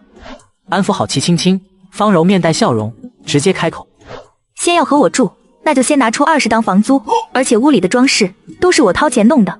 你要住的话，费用就得平摊，我要的不多，你再拨我50块，你看怎么样？你抢钱呢？我照实说，你掏得起就住，付不起就别挡我道。柔柔干得漂亮！哼，不住就不住，谁稀罕？这点小插曲明玉不清楚，他们又经过2周时间的忙碌，总算把玉米归了仓，且赶上了柳河湾第一次集体赶集的好日子。谁料坐车的时候，柳燕又不消停了。为啥他们能坐马车，我不行？一个包子不够，那我就再多给2个。接上集，就是看不起就看不起你，咋地了？三爷，你好歹是个长辈，怎么能欺负小辈呢？哟呵，我赶车这么久，还没人看说我安排不公平，你算哪根葱？柳燕来柳河湾也有段时间了，怎么还不长点心眼？天天找事，找存在感，也不嫌累得慌。让，我这就让。这个煞星看着好吓人，明玉真是太好命了。三爷，我们这样做行吗？可以，我要说不行，周思年的拳头不会答应。下马，太下马了！这个顶着红头巾的两脚兽不好惹。一路上，众人安静如鸡。到了平常约定的地方，大家纷纷下了马车。明玉带着周思年去废品站淘宝。废品站寻宝是每个穿越70或者穿书70女主打卡的地方，希望这次有所收获。周思年，手套给你，你随便挑选。好。大爷，这废品怎么卖的？书本1斤3毛，铁4毛，别的按件卖，但数量不能超过3件。我记下了。快拿这2个活口碗，我给你扫一下。这是宝。经过扫描，它们是清康熙粉红的珐琅彩，C碗罕见的以烧纸难度很大的粉红色做底色，花卉图案是较为西式的设计。此物在后市拍卖价约1.9亿，你发了。这么贵，只是我为啥没看到粉红色，反而黑漆漆的，还有缺口，能修补好吗？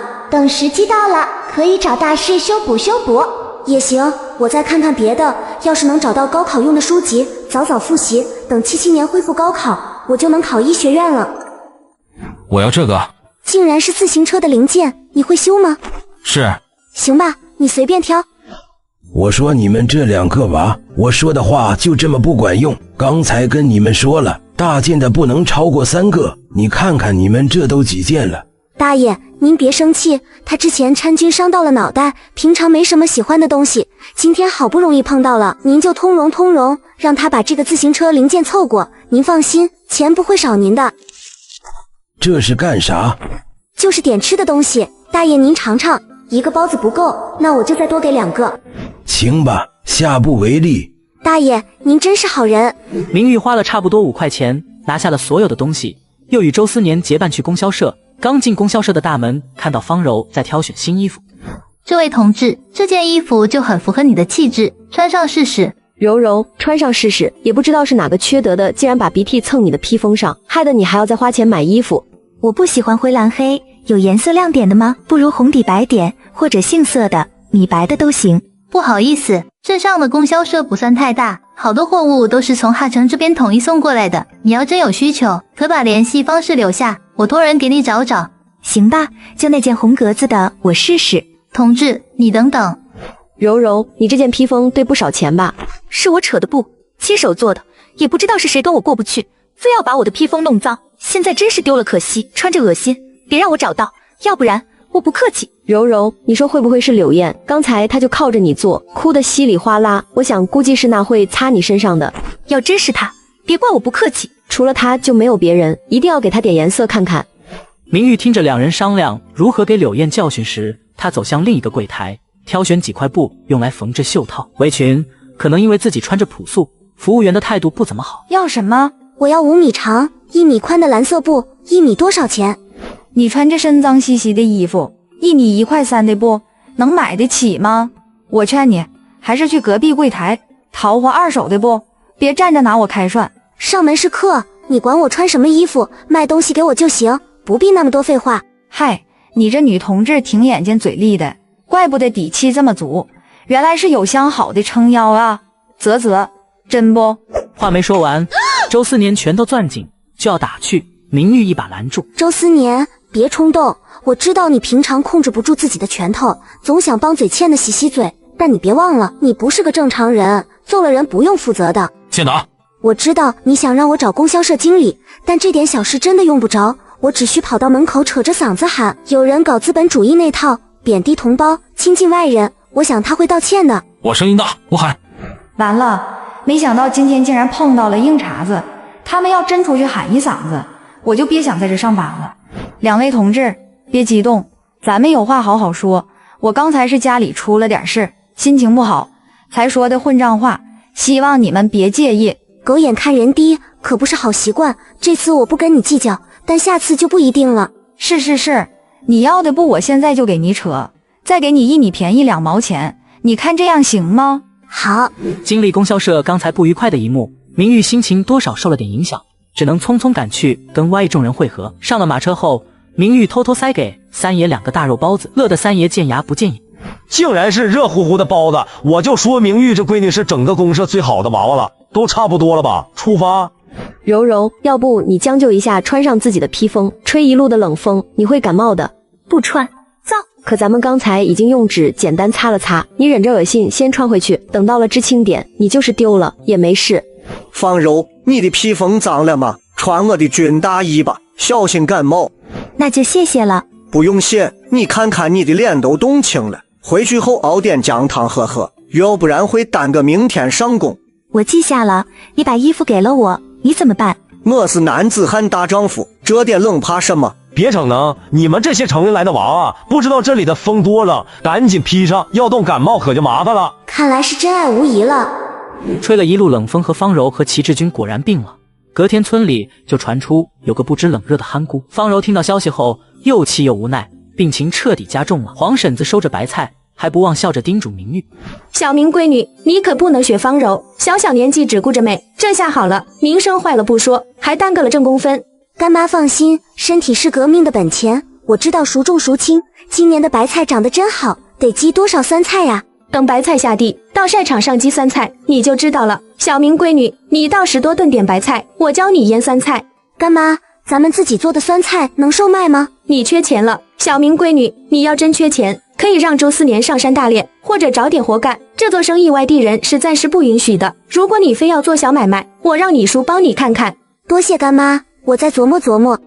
你是个可怜的闺女，没亲没故的，还要带着周思年这个大男人，手头肯定紧巴巴的。小明闺女，我记得你之前跟你叔说过，你来柳河湾前在医院工作。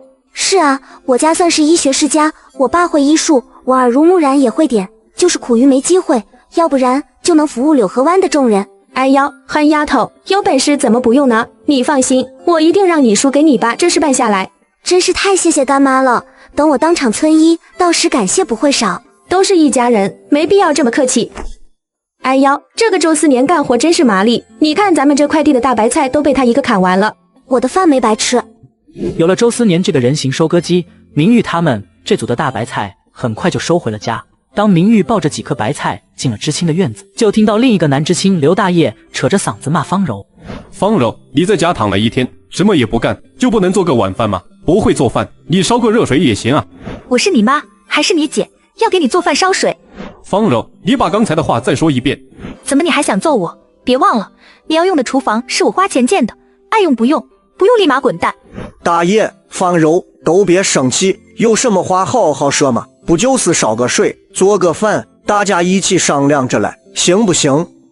我总算明白怎么回事了，原来是你这个搅屎精做的好事。接上集，张知青，你喜欢当和事佬我不管，但扯上我的厨房我随意处置，下次想用态度好点，我可谁的都不欠。是，方知青说的对，我看你身体不好，我们就不打扰了，这就回去。大爷别愣着了，赶紧走呀。哼，不借就不借，随稀罕一样，真当自己是大小姐，装病不干活，我倒要看看过几天你是什么。给我滚！方柔忽然发火，吓了众人一跳，尤其是跟他玩的要好的齐青青，他小心翼翼上前：柔柔，你怎么了？是不是头还疼？我这就去大队部给你找点药去。青青，不用了，我自己躺躺就好。难道和齐志军闹矛盾了？齐志军，是不是你欺负柔柔了？你一个大男人度量大点行吗？柔柔为了你下乡来参加劳动，你不感恩戴德，还气他，良心呢？我们之间的事还轮不着你个外人插手，你是我的谁？我非要听你的。齐青青，听见了吧？人家齐知青不想你管他们之间的事，你这么积极做什么？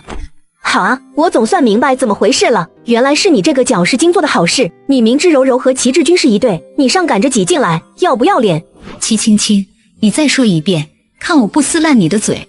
你要不是心虚，你这么激动做什么？怪不得前2天偷偷摸摸在南知青的屋子前转悠，原来醉翁之意在齐志军呀！我告诉你，齐志军是柔柔的，你在纠缠他，小心你的腿。大家评评理，我什么样没做就被这么冤枉？我不活了。显嘎，换个地方，没得在这恶心人。齐青青的战斗力不是盖的，骂得柳燕脸色发白，吵嚷着要寻嘎。齐青青才不管他假惺惺，扭头看向齐志军。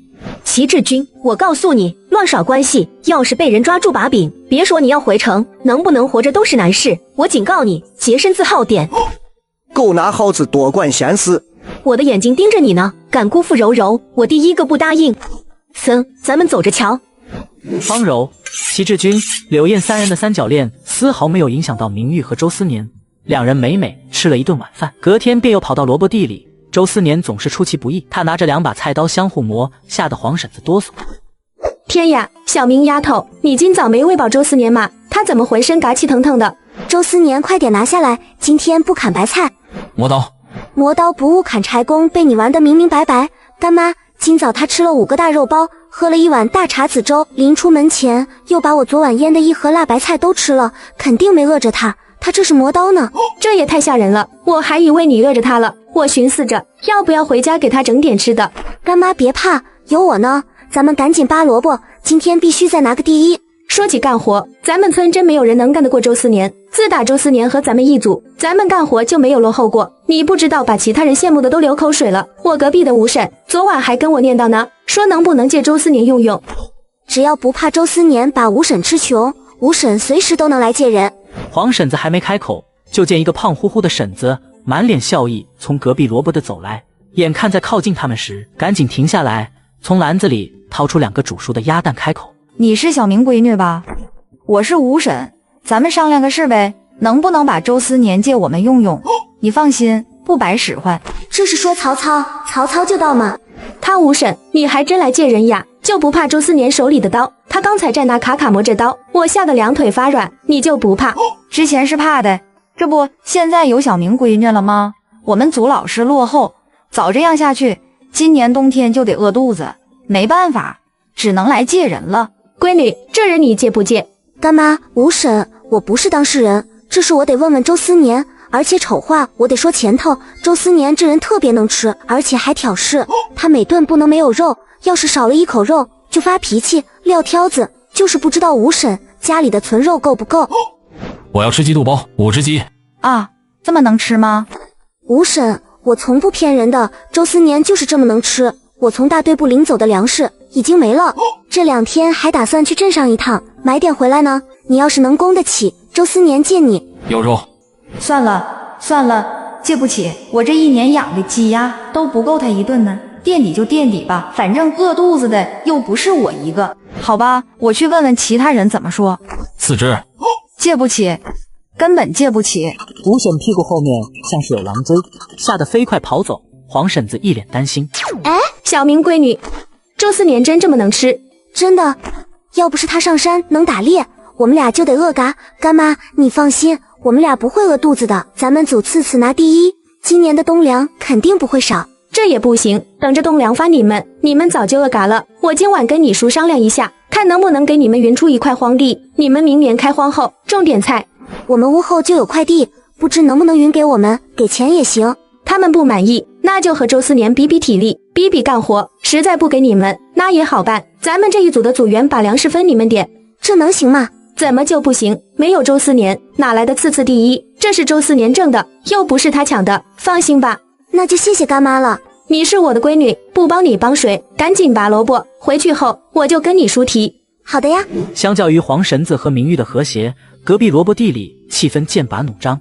吴婶正指着方柔的眼窝说教：方知青，咱们是在拔萝卜，不是绣花，你速度快点，能要你命。你看看隔壁明知青，吃的没你多，长得比你瘦，干活却比你快，你学点人家行不行？婶子，我这2天病着，病还没好就下地，干的已经够快了。你要嫌我慢，把属于我的活留下我自己干就行，不劳烦你。明玉没爹没妈帮衬，自然要做得快点了。再说我来乡下是找真爱的，又不是真来干活的，活干不完，我补点钱不就好了？催什么催？大家是一个集体，我把你丢下，像什么话？你加快速度，再磨蹭下去，这一组的人就得饿肚子。你是一人吃饱全家不饿，我们可不一样，哪个不是拖家带口？婶子，我都说了，我病了没力气干不快，你把我的活留我就行。就你会生病，我们都不会。你都养了好几天了，还没力气，我看你分明是想偷懒。方知青，你要再这种态度，我就得去找大队长了。婶子，别生气，我来帮方知青干活。你们这帮知青，别想着来乡下是走过场，干不好活，档案上留下一笔，别说能不能回城，就这村里你们也别想混下去。是，我们这就干活。哼！吴婶气呼呼离去，齐志军凑到方柔身边，柔声跟他说话：柔柔，别气了好吗？我那天也不是故意生你的气。我不温柔，我矫情，不配跟你说话。你应该找柳燕，人家温柔漂亮，是你的菜。柔柔，别无理取闹好吗？我和柳燕根本没什么，当时只是随手帮她淋了一桶水，谁知你就给我甩脸子。我无理取闹？好你的齐志军，在你心里我就是个无理取闹的人。柳燕不无理取闹，你找她去啊，上我这显摆什么？柔柔，注意你说话的态度，我是来跟你和解的，不是来吵架的。你要这个态度，我觉得咱们需要彼此冷静。你走，我不想看见你。走是要走的，但在走之前，我得把你当活干了，省得被武婶说。我的事用不着你管，你给我滚！你让我滚？我1秒都不想看到你，你给我走！方柔，你让我走是吧？我走，你别后悔。我后悔就是狗。齐志军热脸贴了冷屁股，被方柔骂得脸色铁青，气呼呼走了。方柔委屈的在地里哭。黄婶子看见到，语重心长的劝明玉：小明闺女，听干妈一句话，别急着在村里找对象。就几年前咱们柳家湾有个女知青着急找对象，被人骗了，最后人财两空，别提多凄惨了。这人我认识，小孩子家别乱打听，听我的就是。好吧。娘在哪里？小明闺女，你赶紧劝劝周思年，别把人给打坏了。接上集，在河边。那哪是羊啊，分明是咱们村的猫猫。这孩子怎么就这么想不开呢？竟然跑河边去了。小明闺女，喊上周思年，咱们去救人。周思年去救人？不是羊吗？不是，那是穿着羊皮袄子的人。你力气大，脚程快，先把他带到安全的地方，咱们再问问怎么回事。好吧。周思年不仅人疯，而且奔跑速度更疯，不到半分钟就到了河边，趁着那只伤心的假羊晃神的功夫，一把将人摁倒在地上。别碰我，让我去见我爸吗？吵，打你！你想打就打吧，这日子没法过了，我也不想活了。说好的要跟我结婚的，可为什么又反悔了呢？别哭吵！小芳，我为你付出了那么多，你为什么就是看不到呢？城里户口就真那么重要？那人哥的甜言蜜语就真的比我送你的牛羊肉和几千块甜吗？干妈，他口中的小芳是谁啊？也是咱们村的女同志，她今年23，离婚带着2个娃，因为长得漂亮，嘴巴又厉害，村里没有结婚的男人都很喜欢，但她要求可不低。小芳，你别去城里，我在努力赚钱，然后咱们一起搬城里去住，好不好？这猫猫看上去也有18了，怎么就这么想不开呢？人家分明是不爱他，要真喜欢，都舍不得你累一点。猫猫是吧？别哭了，人家不爱你，你就是费再多的心思，花再多的钱都没用。想要得到他的喜欢，你得先爱自己。毛毛，小明闺女说的对，爱人得先爱自己。你看看你这些年过的什么日子？大家上工，你一人干4人的活；大家农闲，你还要上山打猎、捡果子；大过年的，你还去食堂帮工。这1年下来，就没个休息的时候。你们不懂，我就喜欢小芳，只要她笑，我把命都能给她，谁都别拦我。我现在要跳河表明我拿命爱小芳。猫猫陷入癫狂的话，让在场的人无比震惊。明玉狂吞口水。猫猫，你这是中了爱情的毒了吗？你要真跳下去，人家小芳转身就跟别人去城里，你这几年的辛苦难道要白付出了？醒醒吧！他脑袋里进了水，我提起来叨叨。别要的，我要小芳。周思年，你走开！先打。小明闺女，你赶紧劝劝周思年，别把人给打坏了。猫猫从小缺爱，好不容易遇到了小芳，以为自己抓住了救命稻草，可谁知那是另一个地狱。干妈，骗人钱财和感情的，咱们大队不允许吧？说到底是他品德败坏的问题，不喜欢人家，何必撩人家，还拿猫猫挣的钱养活别人，这种恶习得制止。还是小明闺女脑瓜子聪明，我这就让你叔叫人把小芳叫来，这事必须给个说法，要不管不顾，整个村子的风气都得坏了。找大柱叔周思年，带着猫猫，咱们一起去算账。不要怪小芳，都是我的错，是我不该喜欢她，你们不能批评她。心善不是你的错，但太多，你就是笨。看把周思年给气的，一口气说了这么多的。猫猫被村里小芳骗感情的事情在整个村子里传开了，众人纷纷来围观。吃瓜群众们挤得里3圈外3圈。哟，咱们村里的小芳日子过得不错啊，这穿戴比城里人还城里人，她身上的一针一线都是猫猫挣的吧？怎么不是嘞？她一个离异嘞，带走啊，天天磨洋工，每到秋收就浑身疼。1月30天，她能病过28天，要没猫猫，她能过得这么好？这种品行不端的人，就该赶出咱们村子，没得连累咱们整个柳河湾的姑娘名声。大家都静静，让当事人说说到底怎么回事。大队长，我什么都没干呀，我也没让猫猫赚钱给我花，这一切都是他自愿的。我平时躲着他走，是他非要上赶着，我有什么办法？小芳，你怎么能说这话？你当初不是这样对我说的，你说。我什么都没说，是自己要给我画大饼，而且还是肉馅的，我都拒绝多少次了，你自己不听，非要到处打工养我和孩子，我能有什么办法？好家伙，果然是没道德心，厚脸皮的活得久。你要真不愿意，你彻底拒绝啊！一边假意推脱，一边又享受人家给的一起啧啧，人才。小芳就当这一切是我心甘情愿的，但你答应要跟我结婚，为啥又要跟城里烧锅炉的谈恋爱？谈就谈了吧，但你为啥又要从我这拿钱补贴他？你自己非要给的，我拒绝不了，只能拿了。再说，孩子还喊你一声叔叔呢，这声叔叔也值不少钱吧？小芳，你变了，你变得让我陌生。我从没变，是你自己要求的更多了，我难以满足，你才觉得我变了。你也别闹跳河，你给我的钱，我现在就还你。我不要钱，我只想和你过日子。柳大柱在旁边看得眼疼，听得耳疼，恨不得一巴掌把他扇醒，可又看他着火入魔的模样，直接对周思年吩咐：思年呀，猫猫交给你带2天，你放心，不白使唤你，1天1只鸡咋样？他蠢，不想带。小明闺女，帮帮数。周思年，只要你答应好好改叫猫猫，你得来的鸡，我变着花样给你做，怎么样？好。周思年臂力惊人，抓住猫猫，把它拎小鸡仔一样，抓着就往后扇带，嘴里还发出人猿泰山的吼叫声。啊！放开我！我想开了，想开了！我不要小芳。继续叫。叔，你觉得这个以毒攻毒的法子还行吗？不错，这种只长个子不长心眼的，下次就丢给周思年训练几个来回，保证不再是恋爱脑，而是妥妥的精神小伙。队长叔还挺时髦，都知道恋爱脑这个词呢。孙小芳，鉴于你耍猫猫感情，又差点害他性命，我们一致决定把你驱赶出村。至于你以后要去哪里，是你的自由。柳河湾，你在是你的家。村长叔，你不能这么做，把我和孩子赶出去，我们往后要住哪？我娘家也不要我，我城里又没认识的人，你这是逼我们去嘎呀？赶你出村也是感念你嘎去的丈夫，要不然直接送你去派出所，罪名你知道的，别不识好歹，收拾东西赶紧离开。村长叔，我错了还不行吗？求你别赶我走，我赎罪，我。你这会知道哭了，之前骗猫猫的时候，怎么不想会有今天？赶紧离开我们村，别把我们村的人给带坏了。村长，孙小芳爱去哪就去哪，我的乖孙孙得留下来，这可是我儿的后呀。行，孩子留下，往后你得尽心教育，可不能学孙小芳，成为一个品德败坏的人。放心，我会好好教育。村里忽然出现这事，打乱了方柔的一切计划，他心里一阵阵发寒，只能主动跟齐志军和解。志军，我跟你道歉，这2天是我不对，不该跟你冷战。没事，过去的事情就让它过去。你身体怎么样？要不要喝点药？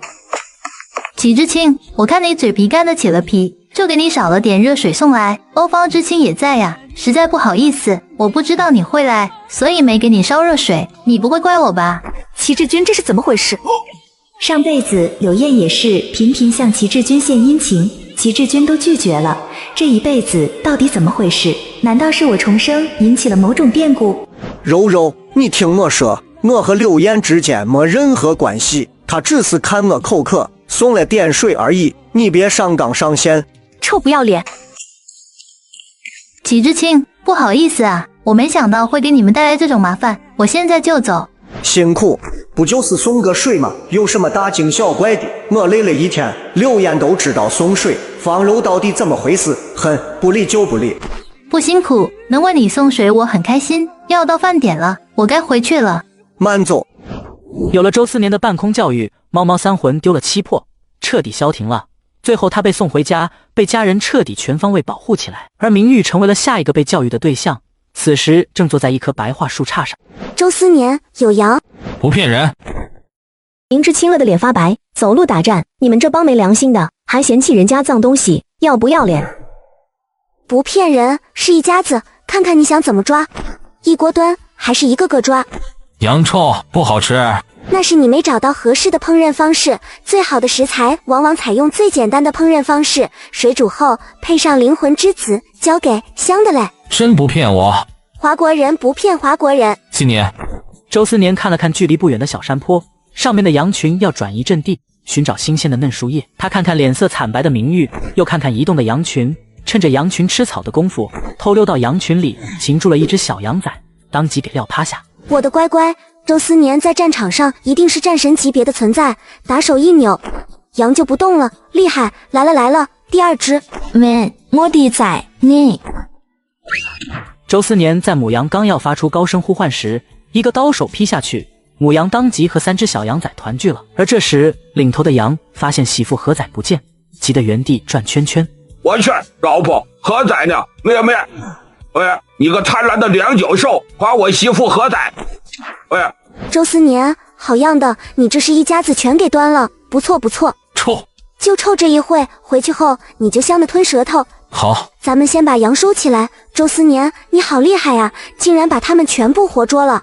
妹妹，就你们清高，我们的命不是命吗？放心，好吃，嘎了不好吃。你说的对，以后尽可能都这么干。打羊。哎，等下。为什么？这些羊我们养起来，大羊生小羊，以后我们就有源源不断的羊吃了。太臭了。没事，给他们洗澡就行了。后面不是有个水池子吗？在那里洗好就不臭了。我夏天的时候也是这么臭，好像洗完澡确实不臭了。好，你把他们先提过去，我去拿沐浴露。既然要洗，就好好洗一下。有玫瑰味的。行，玫瑰味道的和你一样。等周思年恢复健康后，会不会回想起今天抽自己一嘴巴？两人相互配合，把羊洗得香喷喷。但周思年嘴里一个劲喊着臭，但还是扛着一家子7只羊赶到了黄婶子家门外。周思年拍着羊脑袋说：“叫。”莲，我怎么听到了羊叫声？羊叫，我还听到了驴叫呢。就长个痴心眼子，我看你是想喝羊肉汤了。莲，我想喝羊肉汤。记得小时候过年总能喝上一碗，可你看看现在，咱们一家子有多久没吃过肉了？好了，别胡扯了，等过年割上2斤肉给你香香嘴。嘿嘿，娘，你真是我的亲娘啊！别贫嘴，果然生了儿子就是不一样，婆婆都能高看一眼。娘，你别生气，我这就带着妹妹干活。那我想吃羊肉。吃什么吃？你要跟狗蛋一样是个儿子，我天天给你吃羊肉，还不快去干活？那我错了，我不吃羊肉，求你别骂我。哭哭哭，就知道好丧，有这哭的功夫，还不如去讨好你的奶奶，说不定人家能赏你2块肉吃。我现在就去讨好奶奶。厨房里的事情，狗蛋他们不知道，而他也听到了羊叫声，扭头对铁蛋说：“哥，有羊叫了。你想吃肉想疯了吧？你认识羊吗？我认识，爷带我看过。哥，咱们去看看吧。”狗蛋，马上黑天了，你往哪里跑？小心狼给你叼走了。美，狗蛋说有羊。羊，真的是羊。哥，你看，好几只羊，是明玉姐姐，还有周疯子。什么？竟然有周疯子！狗蛋，臭小子，你赶紧给我回来！还敢往外凑，不怕人家打你？莲，这是闹哪出呀？我也不知道。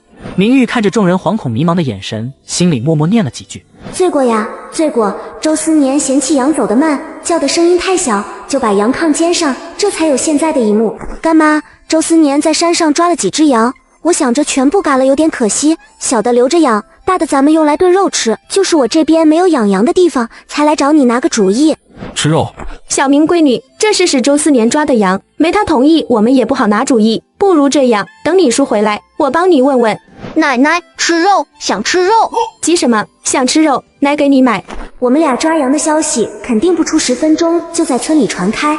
与其被村人诟病，被有心人惦记说闲话，还不如留出几只给集体养，技能或者好名声，也能让我和周思年不被孤立。不过有些锅得让周思年先背背。见黄婶子犹豫不决，而这时柳大柱也忽然出现了，看着周思年扛了好几头羊，一脸疑惑。明子清，你们这是？哎呦，大队长这个台子搭得好，我也该唱戏了。叔，周思年赶活不愿意让出来，我好说歹说他才让出来。我想大家是个集体，我们肯定不能吃独食，所以您别介意他黑脸。不介意，自然不介意。能从周思年嘴里夺下吃的，已经相当不容易了。这是哪里的话？那我做主，这只公山羊当场宰了，一半留给你们，剩余一半留着大家打牙祭。剩余的母山羊和小羊羔先养着，到时你们优先挑选。就这么定，宰嘎的事情叔来决定。周思年，咱们先回家。羊要吃。乖，别闹，一会就能吃了。明玉好不容易哄着周思年走了几步，就在大家觉得能分享喜悦时，只见周思年拎着军刺，在众人惊恐的眼神中刺进羊的脖子。好险呀！这要不是小明闺女劝着，今天咱们得遭殃。周思年，你这是干嘛？放心，好吃，要一半。对不住，实在对不住，我这就带他走。哎呀，吓嘎我了！这周思年是真的疯呀！失误，我差点以为刀子要进我身体里。奶奶，我怕。别怕，你心心念念的羊肉来了，老头子，咱们赶紧动手处理，别耽搁了周思年吃饭，要不然再提个棍子来家里咋办？哎呀，羊血也是宝，不能浪费了。铁蛋，拿个盆子接上，让你奶做血豆腐。老头子，这小明闺女送来的羊，咱们家可不能白吃了，得让集体都知道他们无私奉献，然后你再帮小明闺女争取村医，到时候有个头疼脑热的，咱们也能沾沾光不是？这事包我身上。柳大柱行动能力超强，不到10分钟，村里的人都聚在队部前的空地上。柳大柱清清嗓子，对众人说：“大家都看到了吧？这羊是周思年和明知青打的，他们没有私吞，而是贡献给了集体。大家吃了人家的肉，也该记得点人家的好。这是羊，又不是普通的鸡和兔子，归集体所有不是理所应当吗？记什么明知青的好？就是城里来的娃子就是心眼多，谁知道他们除了这几只，有没有葬别的羊？”咱们现在就去找明知青和周思年，问问他们是不是偷藏了剩余的羊。我呸！哪个说的给老娘站出来！不当人都玩意！我看你们是吃了煤炭黑了良心，小明知青多好的闺女，自己用细粮养着疯子不说，还让疯子把肉让出来，也不知道小明闺女挨揍没？你们不记得好，还泼脏水，脸呢？我娘说的没错，明知青了的脸发白，走路打颤，自己都舍不得吃独食，分出羊肉来。你们这帮没良心的，还嫌弃人家脏东西，要不要脸？我都不知道我这么可怜，这么伟大。我家老婆子话糙理不糙，要不是明知青管着周思年，咱们村能有个消停的？你们自己们扪心问问，找的东西有没有私藏的？大壮娘，你出来说说，你前2天有没有偷葬集体的萝卜？打架谁怕谁？我在柳河湾就没输过。他黄婶子有事说事，扯上我算怎么回事？你要不多嘴，我能说你？你自己贪拿对上的萝卜，不让别人说。明知青做了好事，你还不让说，你咋这么霸道呢？他黄婶子，你今天非要找事情吗？别以为我不敢跟你动手。打架谁怕谁？我在柳河湾就没输过，你来试试。黄婶子、大壮婶，你们别吵架，都是我考虑不周，早知道就应该让周思年把这羊放生了。想要彻底立脚，要经受的挫折多着呢，但必要的时候还是要表达自己的不满。小明闺女，你道什么歉？你送羊给大家，那是你好心，他们不领情可以，金羊肉就别想着吃了。他黄婶、大壮娘不想吃肉，我们不拦着。明知青孝敬大家的肉可不能都回去呀。是啊是啊，小明知青点心意我们收下，谁敢欺负他，我们第一个不答应。触及到大家利益，不用我开口，就有人立马争着抢着说话，牺牲一只羊换来整个柳河湾对我的喜欢，还是有用的。毕竟要在村里生活几年，搞独立可不好生活。我把话撂着，别给俺没事找事。要是人恼了疯子，俺没办法救你们，可能还得靠人家小明知青。哎呦，瞧瞧我这脑子，咋就把周思年给忘了？他可是个疯子呀！见前期铺垫差不多，柳书记适时开口：黄婶子说的对，小明知青是个好闺女，自己打来的羊没有藏私，公羊用来吃，母羊留着养，这种天大的好事，大家应该开心，而不是想着算计。羊咋处理就听队里安排，你们有异议自己上山去打，想吃多少自己随便吃，没本事就闭嘴。大队长这话难听，但也事实。为了不伤明知青的一片心，我提议这头羊分给小明知青他们2只羊腿，毕竟是他们打到的，就听叔叔的。行了，天黑了各回各家，明天好好干活，中午炖羊汤。喝羊汤啦，喝羊汤啦，喝羊汤啦！人们搓着手笑呵呵的结伴回家，热闹得快赶上了过年。而知青里有人没事找事，有肉不知道留给自家人吃，非要分给一群泥腿子，肉多撑得慌嘛。不给你吃，都是下乡来干活的知青，本就应该抱团取暖。明玉你非要特立独行，就你自己会显摆，我们不会办事是吧？你少打。打人了，疯子打人了。明玉，你就看着我被打嘛。宋知青，周思年打的羊，人家如何安排，那是他的自由。你不服气，就跟周思年比比拳头。呜呜，明玉，你好狠的心呀！我实话实说有错吗？宋兰兰，不想挨打就闭嘴。明知青说的没错，这羊是周思年打的，人家怎么安排，咱们照做就行。我这么做还不是为了咱们？你看看咱们这帮知青在村里什么地位？吃的少，干得多，再这样下去不得个嘎。脸面是自己给的，肚子是自己填饱的。你怨村里对你不好，你咋不反思自己有没有真心对待村里？我们的东西如何安排，轮不着你插手。再找丢后山。这帮知青个个心怀一心，没一个想着踏踏实实支援建设，打好关系。就这种觉悟，能早点回城才怪。明玉跟周思年快速远离了这帮烦人精，宋兰兰坐在地上哭，而柳燕这时才敢出来添油加醋。宋知青，人家明玉跟咱们本来就不是一条心，你苦口婆心说这么多没用，与其落不到好，还不如表面应付。我算是看出来了，这帮人想私吞羊肉，可惜明玉把羊肉拿来做人情，彼此都算计，双方谁也落不到好。收起你的小心思，别以为我不知道你要干啥。我冤枉呀，我这不是在安慰你吗？宋知青，你咋狗咬吕洞宾不识好人心呢？嘿，你还好人心，赶紧把你的烂心烂肺收起来，别恶心到人。爱哭就哭，老娘不伺候了。知青间的小九九明玉一点也不想理睬，他跟周思年在空间里泡了澡，又收拾了一些明天炖肉的调料，用完晚饭便睡了。隔天一大早，两人又赶紧去帮忙。小明闺女，不早不多睡会，这么早就赶来帮忙了。我年轻，能多帮点就多帮点。干妈，您真勤快，攒下这么多菜干。都是地里产的不要钱的玩意，等晚上俺让老大给你们送点去。你们过来的晚，确实冬天没菜吃，也不能顿顿白菜萝卜的。谢谢干妈，我刚还不好意思给您要呢。那有啥不好意思的，都是自家的。也不怪我心疼老大媳妇，她不是穷大方又爱抠门，而是懂得分寸，不想老二家的那口子成天苦着脸，像是谁欺负了她一样，看着就不舒服。明玉先是夸赞了一番黄婶子，接着问到了羊怎么处理。黄婶子指着堂屋，在屋里吊着呢，一晚上我都小心看着，就怕让老鼠啃了。羊血我也加了盐凝固着，等着中午一起炖了。小明知青，这羊你们怎么抓到的？别瞎问，我这不是好骑吗？没事的婶子，没啥不能说的，我们也是好运气。刚进山，正好看到一头从山坡滑下来的山羊，我还没反应过来，周思年就扑上去抱住，一石头给砸晕了。原来是这样啊，怪不得你们也是运气好。平时这畜生啊都不下山崖的，估计是这段时间下山来吃嫩叶了，才让你们遇见的。婶子，这羊打算怎么吃的呀？你叔说今天中午炖羊汤，大家一起分了，给你留条羊腿，等会你看看怎么吃。果然是要炖羊汤，只是村里调料少，简单的炖可能遮不住味道，不如让我试试，但还得委婉点。那中午谁做呀？单做，也只有俺有空，其他人都还赶进度。婶子手艺一般，你别嫌弃，婶子做的饭肯定好吃的，您别谦虚，就是吧？就是什么？小明知情你说呀，咱们又不是外人。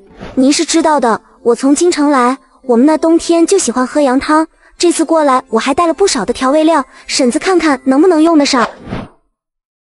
呀，还是城里人讲究哈，炖个羊汤还这么多调味料，俺们都是下水炖就行了，顶多放点葱姜，放点盐。谁说不是呢？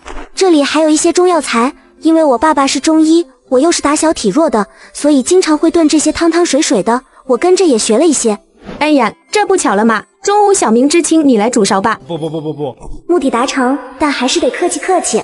不行，还得黄婶子来，我才做多久的饭？小明知青，你就拒绝了，就让俺们乡下人尝尝京城的羊汤是啥味。在两人的一番劝说下，明玉这才忐忑地答应了，并保证一定会做好羊汤的。那我就试试。怕啥？再难吃也难吃不到哪里去。拿到煮勺的权限后，明玉就问了有哪些可以用的配菜。黄婶子不好意思地表示，现在就只有萝卜和白菜管够，其他的没有。这2样就够了，我这还有些粉丝，切碎一点，大家都能吃到。就是饭怎么安排？饭各家自带的，这个不用我们管。那麻烦婶子和大嫂处理白菜和萝卜，我带着周思年把羊包了。他没事吧？昨天下嘎我了。婶子，对不住啊，昨天我也没想到，他不是有意的，是想告诉你们，羊要把血放干净才好吃。这哪能怪你？要不是你，俺们哪能吃上羊汤？俺就怕连累你。他没动手，就是生气，我把羊让出来了，所以我今天得把羊汤做好了，要不哄着周思年，肉就吃不到嘴里，好日子就享受不到，只能让他背锅了。可怜的闺女，咋就让疯子缠上了？婶子，没事，咱们干活吧。看看多么纯纯的茉莉花呀！明玉这边负责掌厨，昨天没有占到便宜的宋兰兰见明玉忙前忙后，不服气的开口，也不知道自己几斤几两，别毁了好好的一锅羊汤。昨天的教训还不够吗？就不怕周思年给你一巴掌？有生之年竟然吃上了羊肉，还喝上了汤。怕什么怕？他又不在。再者，我说的又是实话。明玉一个10几岁的小丫头，娇生惯养长大的，会做个什么饭？明玉家里是城西的，想必没怎么喝过羊汤的，也不知道她会不会做啊。哼，想当个显眼包，也不看自己的能力匹配不匹配。而且我这样说，齐志军更会高看我一眼。方柔根本没理会柳燕的那点小心思，只是看着疯子举着手臂的身影发呆。上辈子这个时候，疯子都已经被折磨得差不多了，为什么现在不仅变得结实有力，且还听明玉的话？难道是我重生引发了蝴蝶效应？齐之君则是被疯子手里的军刺吸引了，他家也是部队大院的，对这些武器自然熟悉。但是疯子的这一把明显看着就和一般的军用匕首不一样，难道这个疯子还有什么不得了的背景？哈哈，自作多情。也不知道疯子会不会剥羊皮，这可是技术活。我经常去的羊肉馆子老板说，光剥羊皮的手艺就要学3年。就显摆你去过羊肉馆子呗。接下来周思年的动作则是啪啪打脸，他没有丝毫迟疑的下刀，刀尖丝滑的挑开羊皮，顺着关节一路蜿蜒，时而拐弯，时而劈砍，一番动作行云流水，颇具观赏性。这手法，这刀工简直一绝，往后嘎羊的活就留给他。疯子果然很可怕，这是嘎了多少人才练得这么熟悉啊！呜呜呜，呜，他好可怕！疯子这么厉害的吗？可惜了，这么好的匕首在一个疯子身上。很快，一张完美的羊皮被拆了下来，他嫌弃地扔出8丈远，被黄婶子捡了回来。他乐呵呵地举给明玉看。小明闺女，等婶子给你洗洗消脂好，你做个羊皮袄子穿。多谢干妈。谢什么？咱们都是一家人，护着你是应该的。再说，要不是你们慷慨，我们大家都不会吃上肉。有周思年这个外挂在，骨头都被砸成了泥。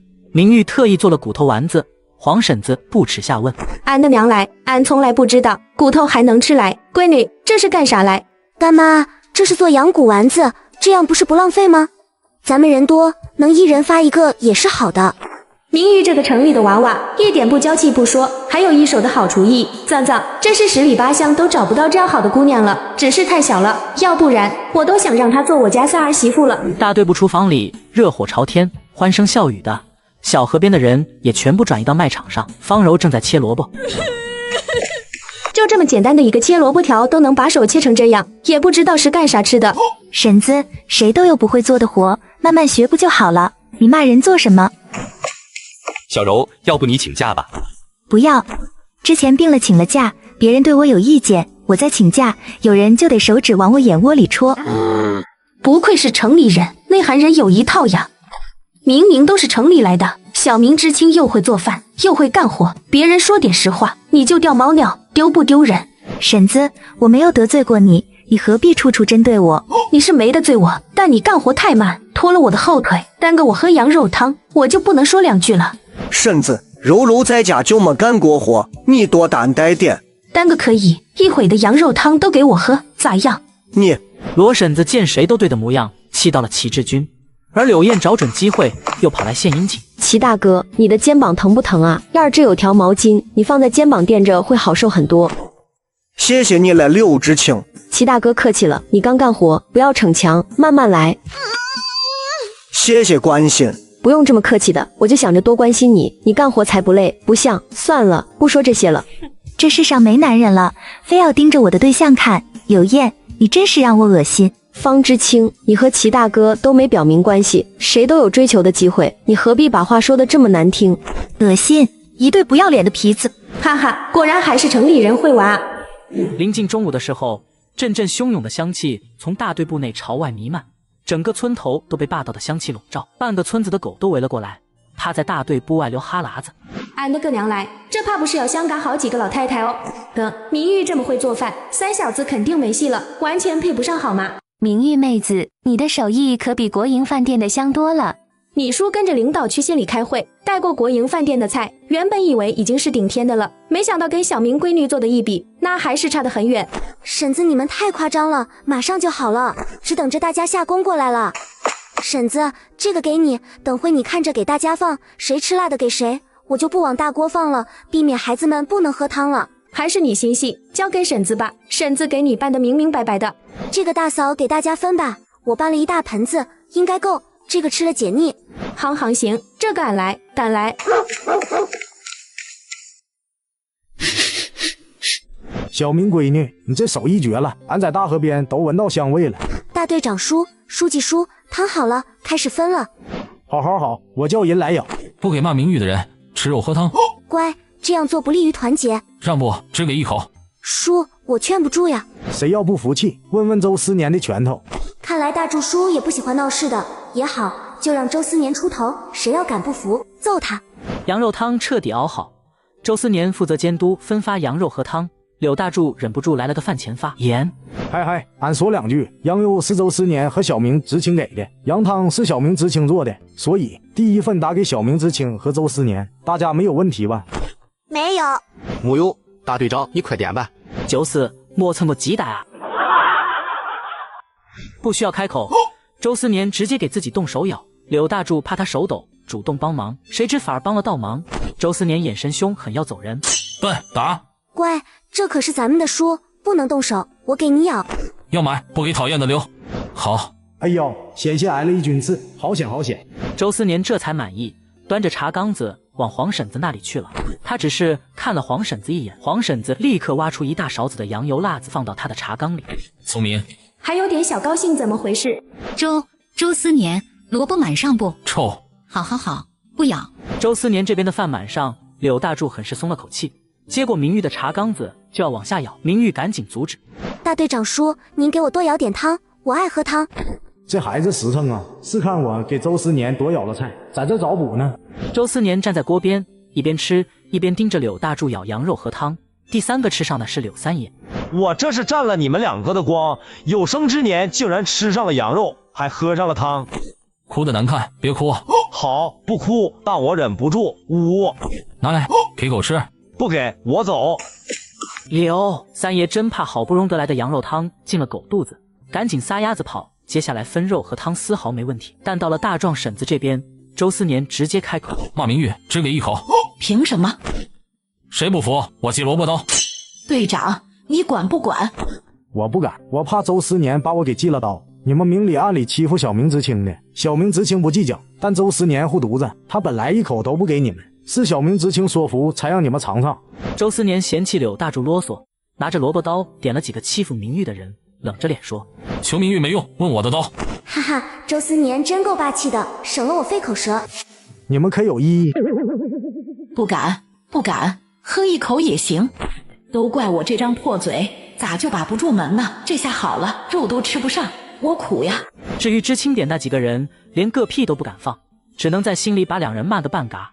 见大家都有吃喝，柳大柱又当场宣布一件惊天大事：过2天要修水库，你们都提前准备。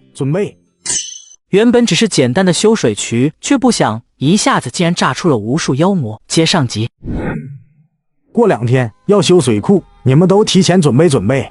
本来知青们不需要去修水库，原书中记载是一个知青闹事，连累所有知青都得干重活。叔，这修水库需不需要做饭的？每年做饭的都是你黄婶，你这次做的羊肉汤特别好，这做饭的加你一个。这不好吧？谁要不服气，就把刚才喝下去的羊肉给我吐出来。要不是你和周思年贡献羊肉，他们能解馋。其实我没这个意思，但大队长的好意我不能拒绝。那就谢谢叔了，我会想办法给大家换个花样做饭。那就辛苦明知青了。不辛苦。明玉无心插柳，得了做饭的好差事，而方柔这边也扔出了一个重磅炸弹。大队长，我昨天刚接到了去公社小学当老师的通知，这修水渠我恐怕去不了。方知青，你这早不说晚不说，非要在我宣布修水渠的时候说，你是不是诚心给我添堵的？这帮新来的知青，除了明玉真心融入集体，其余的都抱着各种心思，尤其是这个方柔更是明显。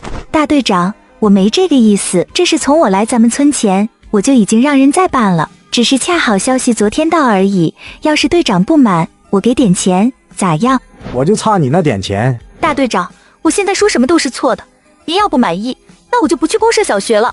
千万别，我可不想断了你上进的路。我只是提醒，下次遇到这种事，提前打招呼，别到了紧要关头才说。我记下了。哼，这个柳大柱就是故意的，幸亏以后不用再看他眼色了。羊肉汤喝完，知青们陆陆续续回到了知青点。作为方柔的追求者，齐志军到现在还一脸懵。志军哥哥，你和方柔是一个地方的吧？这么大的事情，他没跟你说，是不是人家心里有别人了？不可能，柔柔不会这么做，只是忘记告诉我了而已。志军哥哥，说句不好听的，方柔要真把你放心里，就不会先斩后奏。他这么藏着你，不会是怕你抢了他的岗位吧？柳岩说的没错，方柔这是跟我隔了心，本应该和我商量，自己却偷偷摸摸办事，把我当什么？我就那么不值得相信？谢谢你提醒，我这就去找方柔。志军哥哥，你别跟人家吵，好好说。齐志军心头本就憋闷，又在柳燕的一番不怀好意的开导下，感觉到一股无名之火从心底烧了起来，气冲冲去找方柔。柔柔，你到底什么意思？能什么意思？不就是想偷懒不干活，才找人用了手段，拿到了教书的机会。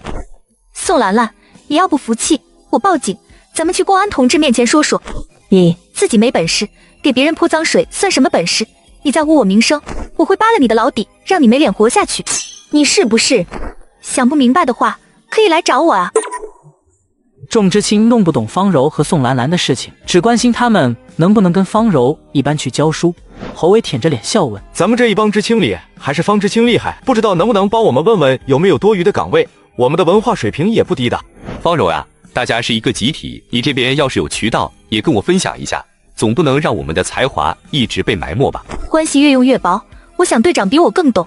没有事的话，我先回去了。一个个都想坐享其成，做梦呢。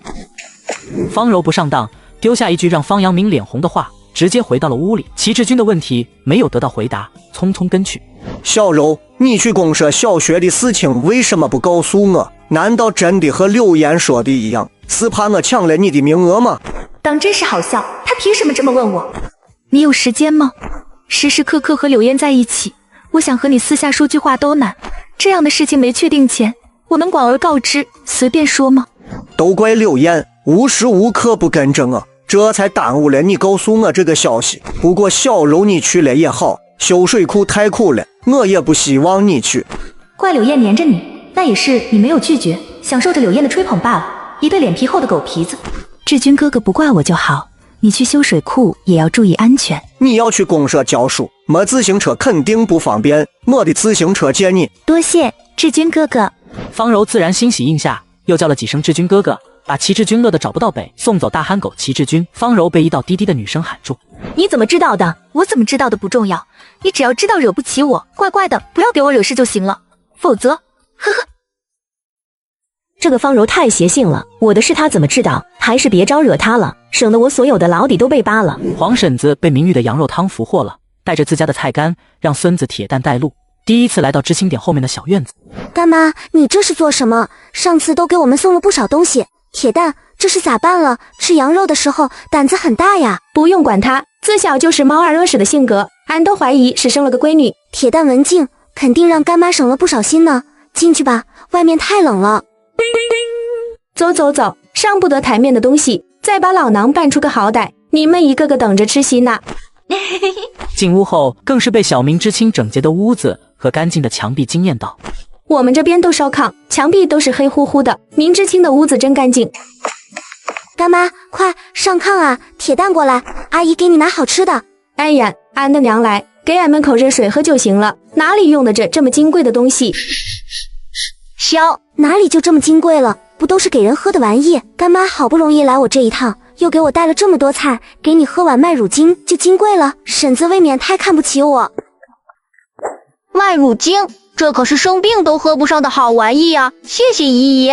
你呀，手太松了，下次可不能这样了。也不是谁来我都舍得的，干妈尝尝，甜不甜？请，老婆子也跟着小明闺女享个福，尝尝城里人喝的麦乳精啥滋味，一牛奶都不丢人。丢啥人？又不是外人家。说完又给铁蛋舀了2勺子，快得黄婶子都来不及阻止。哎呀呀，又给他们干啥？吃完就谢的玩意，存不住好货。干妈哪有这样说自己孙子的？我看铁蛋比其他孩子乖巧多了，我就很喜欢烫，用勺子搅拌开，慢慢喝。小明知青说话太暖人心窝子了，就是我在嫌弃自己的亲孙子，那也只能我嫌弃。外人凡是说上一句不好的话，我都是膈应。明玉真心把铁蛋当家人，打水洗手还不忘给擦隔离油，给小手小脸抹好，看得黄婶子直呼浪费。干妈也注意一些，冻疮长在脸上可是会留疤的，小狗子这么俊的娃，可不能因为脸上有疤娶不到好看的媳妇。我会注意的。其实你叔今天宣布修水库的时候，俺想着就不让你去了，但又想你不去的话，知青点的那群人恐怕会针对你，你们毕竟是一个集体的，所以还是得去。干妈说的对，都去就我一个不去，枪打出头鸟不好。干妈是好意，你负责做饭，我让你大嫂子也去，给你打下手，在棚子里烧着柴火，除了累点，其他还行。谢谢干妈，遇到你和我叔，真的是我走大运了。你还小，哪能干得了重活？再把你压不长个了。明莲，你叔想着能不能给你在公社找个活干，总比下地要强。明玉趁机吐露了自己的一些计划。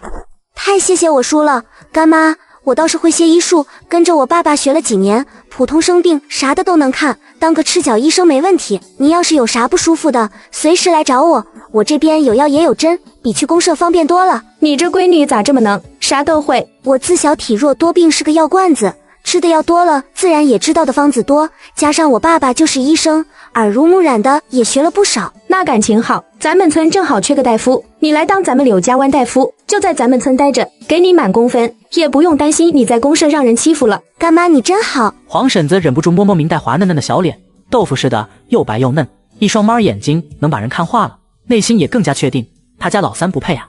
就这么定了，俺回去就给你叔说，肯定没问题。水库那边马上要出发，你也准备准备，家里该收拾的收拾。周4年是不是也得跟着你去啊？肯定得跟着，不过您放心，他现在听话着呢。黄婶子心有戚戚的点头，看了眼旁边看入迷的孙子，招呼着小明知青凑过来。明玉凑过去，黄婶子小声说着：闺女啊，虽然他是个疯子，也是个男人，该注意的地方你得注意，万不能让他占了便宜。我记下了。干妈，你现在还小，不懂得，闲话有时候也能嘎人，一旦发生什么就来不及了，有啥问题就去找婶子，拼着和疯子干仗，婶子也能留下你，明白吗？柳家湾的人集体出发去修水库，谁料半道遇到了隔壁村的冤家对头，对方一阵输出，险些没把书记给气嘎。就在千钧一发之际，村里的疯子跳出来，竟然这样做。接上集。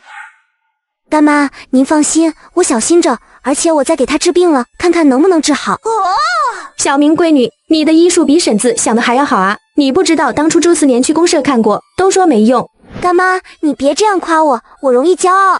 行，你要是能把他治好，整个公社都得敲锣打鼓的来谢你。小明闺女不是湖州的人，她说能治就是有办法治，这是个白天鹅啊！可惜我生的是个癞蛤蟆，配不上呀。我尽力。两人笑了一通。黄婶子开始给明代普及村里的八卦。二狗子的媳妇爱占小便宜，摘菜路过他家门口都要被薅一根葱了。村东头的赖子媳妇让人烧东西少给几分钱。最后提到了罗成的母亲罗寡妇，这是个要强的，5个孩子拉扯大了，有个儿子还当了连长，算是咱们这边有出息的了。可惜呀，这罗寡妇心是歪的，喜欢大儿子和小儿子，不喜欢最有出息的二儿子。这明显的偏袒会很容易出事的。罗成是个愚孝的，工资津贴全部寄给老娘，被罗寡妇补贴给了大儿子和小儿子，一点没留给他。年前盖了新房子，老大老三都有，愣是没有他的。这世上果然有没有疼爱孩子的妈？干妈，那罗成是不是到现在还单身呀？黄婶子在现代简直就是互联网嘴替啊，分析的太到位了。看着明玉眼里的小崇拜，黄婶子骄傲的开口：单身是必然的，要我说，罗寡妇就是个憨子，她不做到一碗水端平，等罗成醒悟，有她后悔的。干妈，再活一碗。继续讲，明玉狗腿的再给他倒了一碗麦乳精，眼巴巴听着他讲更多。黄婶子喝了一口，咂巴着嘴回味，郑重的给明玉教学。像罗成那样的，能不嫁就不嫁，面上看着光鲜，里子啥也不是，就是个愚孝的蠢货。以后你受了苦，也没地方说。说的太对了，这不妥妥的妈宝男吗？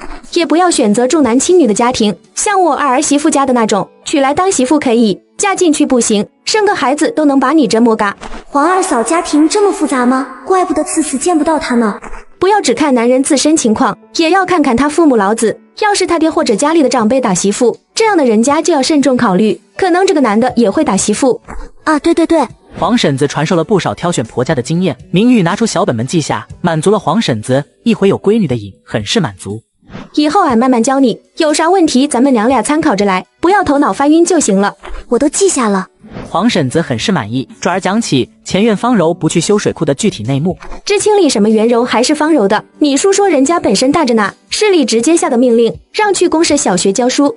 喝羊汤的时候听到过，只是没想到会是这么个内幕。真是吃饱饭闲磕牙，没事找事，觉得下乡辛苦还报名下乡干啥？白白让你叔挨了顿批，说欺负他了。真是委屈叔了，应该是现在方家还没有倒台有些关系，所以才能够给方柔安排。反正已经过去了，不提这些，反而是你以后距离他们远一点，一屋子乌烟瘴气的，能不沾边还是不要沾边。我不跟他们混，毕竟不是一个圈子里的，没必要硬挤进去。两人又聊了一圈，双方很是尽兴，铁蛋吃得开心，看得也很开心。黄婶子看时间差不多，招呼孙子回家。明玉赶紧你送来毛巾。婶子，这个毛巾给2个侄子用吧，我家里有好些个都是在城里换的。小明闺女，这些东西在城里好换吗？好换的，城里缺粮食，但是这些东西是不缺的，每个节日家家户户都发，毛巾厂的发毛巾，手套厂的发手套，都很便宜。要是托你换，还能换不？可以啊，我正好要给城里的我爸爸领导寄东西，到时候可以一起换了。哎呀，这感情好，我回去想想，问问其他人有要换的东西吗？到时候一起告诉你。小明闺女，咱们提前说好，你只帮俺们换东西，钱和邮费俺们自己出。这个当然。好了，臭小子，提着小明姨给的东西，咱们回家。再不回去，你爷爷那个老东西又要说我掉哪个茅坑里爬不上来了。明玉简直要被黄婶子笑死，把两人送出大门外，看着两人离开才回去。关门上才看到一脸幽怨的周思年，没明白他什么意思。不去喂养吗？好好好，拿点草料一起去。柳大柱碍于周思年的威力，把本打算放在集体羊圈里喂养的羊羔们和他们的羊妈妈送到了周思年新建的羊圈。不好说。喂，灭！这家伙那是在喂羊，分明是在搞军训嘛！小羊要不听话就不给吃的，可怜呀。想吃就焖呀，这个两脚兽太下羊。别急，还早呢，等它们长成大羊了才可以吃。吃肉包子。好好好，拜给你了。时间一晃就到了修水渠出发的那天，天还没亮，明玉等大包小包跟队伍出发。路上怕周思年闹，明玉特意给他喂了糖，而打下手的黄大嫂也吃上了糖。糖好甜，有多少年没吃过了，怪不得婆婆这么喜欢。就是我也觉得小明知青真的是个好闺女。哎呀，刘会计，今年是你带队啊，咋地？刘大队长身子虚了，爬不起炕了。潘队长，俺们大队长好着呢，只是愿意给小辈锻炼的机会，让俺出来历练历练。不知道潘大队长这次带了谁出来？我小聪明不少，擅长钻营，在公社里比柳大柱还混得开。只是我人到中年还没有儿子，家里一连串的姑娘，我可不想肥水流了外人田，才不带侄子来。行了，小娃娃唧唧的，管好自己就得了，少歪歪其他人。小子，尊老爱幼，懂吗？先让大爷过去吧。潘独眼出了名的无赖，每里都能缴上3分的，带着整个上湾村的人都一个德行。我要是让人把潘独眼强行拉开，今天2村人势必要打上一架不可。但让他们轻松过去，我们就得被人说没骨气。于是现场一时间焦灼下来，2辆马车把路堵嘎，谁都过不去。柳三爷气得站在车辕上，冲着潘独眼大骂：潘独眼，你才多大，拿大乔装什么长辈？赶紧给老子让开，要不然我让人揍你！你们柳家湾是没人了吗？非要让一个黄土埋了半截的老汉出来帮你们挡着，要不要脸？你柳家湾人群后面，明玉好奇的踮脚往前看，只听着前面乱哄哄的议论声越来越大。没有糖的周思年表情逐渐不耐烦起来，一把将明玉扛起来。大型射嘎现场啊！哎呦我的妈！周思年，周大哥，你放我下来好不好？我不想看了。不放。周思年只丢下一个词，反而把明玉当成了清除障碍物的工具，一路撞开人群往前冲。我有一句 MMP 想要讲给你听。谁呀？这么不长眼！吵，打你！我错了，我这就给你让位置。天啊，这是我距离太奶最近的一次，周思年太吓人了。就这样，在明玉这个人形保龄球的加持下，周思年很快到了马车跟前。正在吵架的几人没有发现两人这奇怪的姿势，周围的人看到立刻散开了。这戴着红头巾女人是谁？怎么这么高？天啊，怎么是她？赶紧给我散开！可惜来不及了，明玉还没看清什么，就感觉到眼前一道红影闪过，然后就是啪啪啪的几声脆响。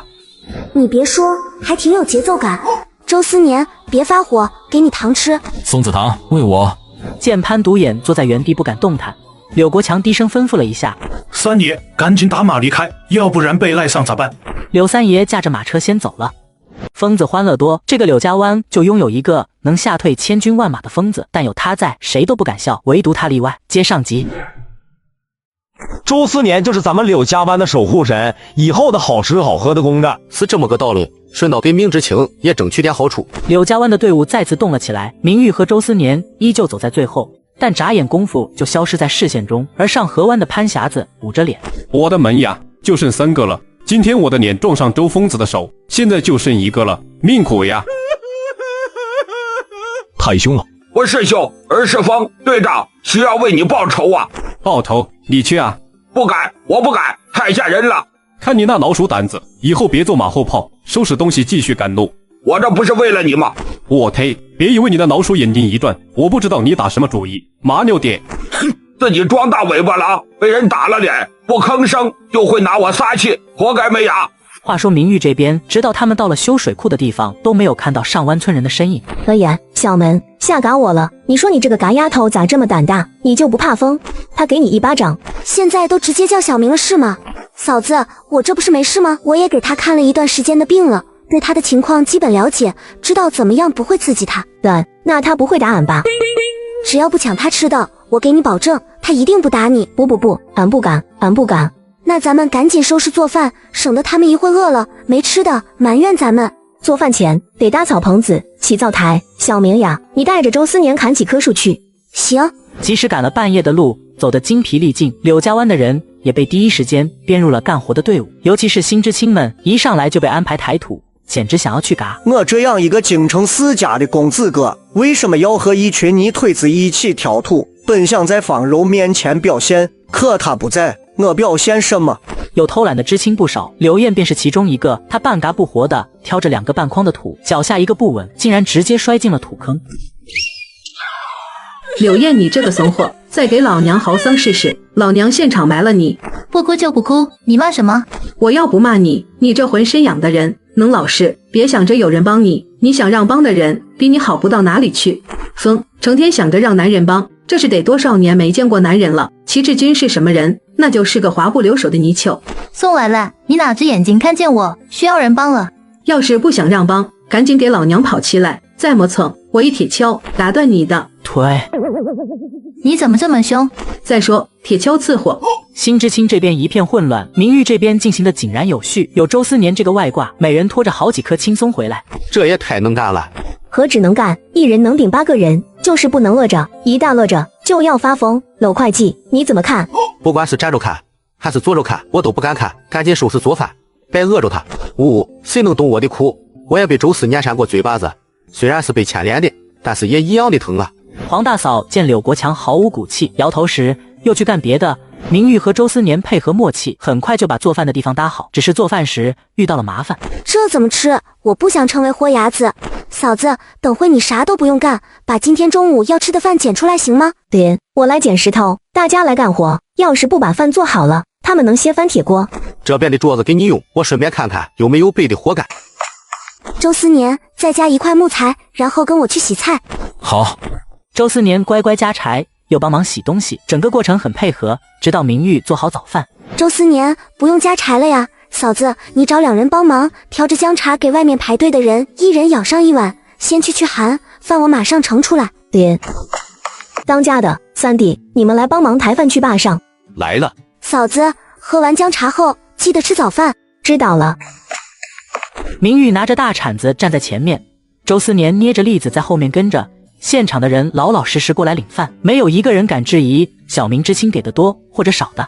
俺的娘啊，这还是石子饭吗？怎么一颗小石子都没有啊？是啊，往年的饭里面都是石头，老的牙疼。这还不是沾了明知青的光，赶紧吃吧，一会还得干活。那是小明知青让俺们把石子挑出来了，要不非得落出你们几个豁牙子。无论是村民还是知青，对中午的这顿饭都分外满意。原本还在说酸话的宋兰兰，都在吃了饭后闭了嘴，只有柳燕哭啼啼。明玉就是个马屁精，抱住了大队长的大腿，这才拿到了做饭的工作。要让我来，我肯定比他做得好。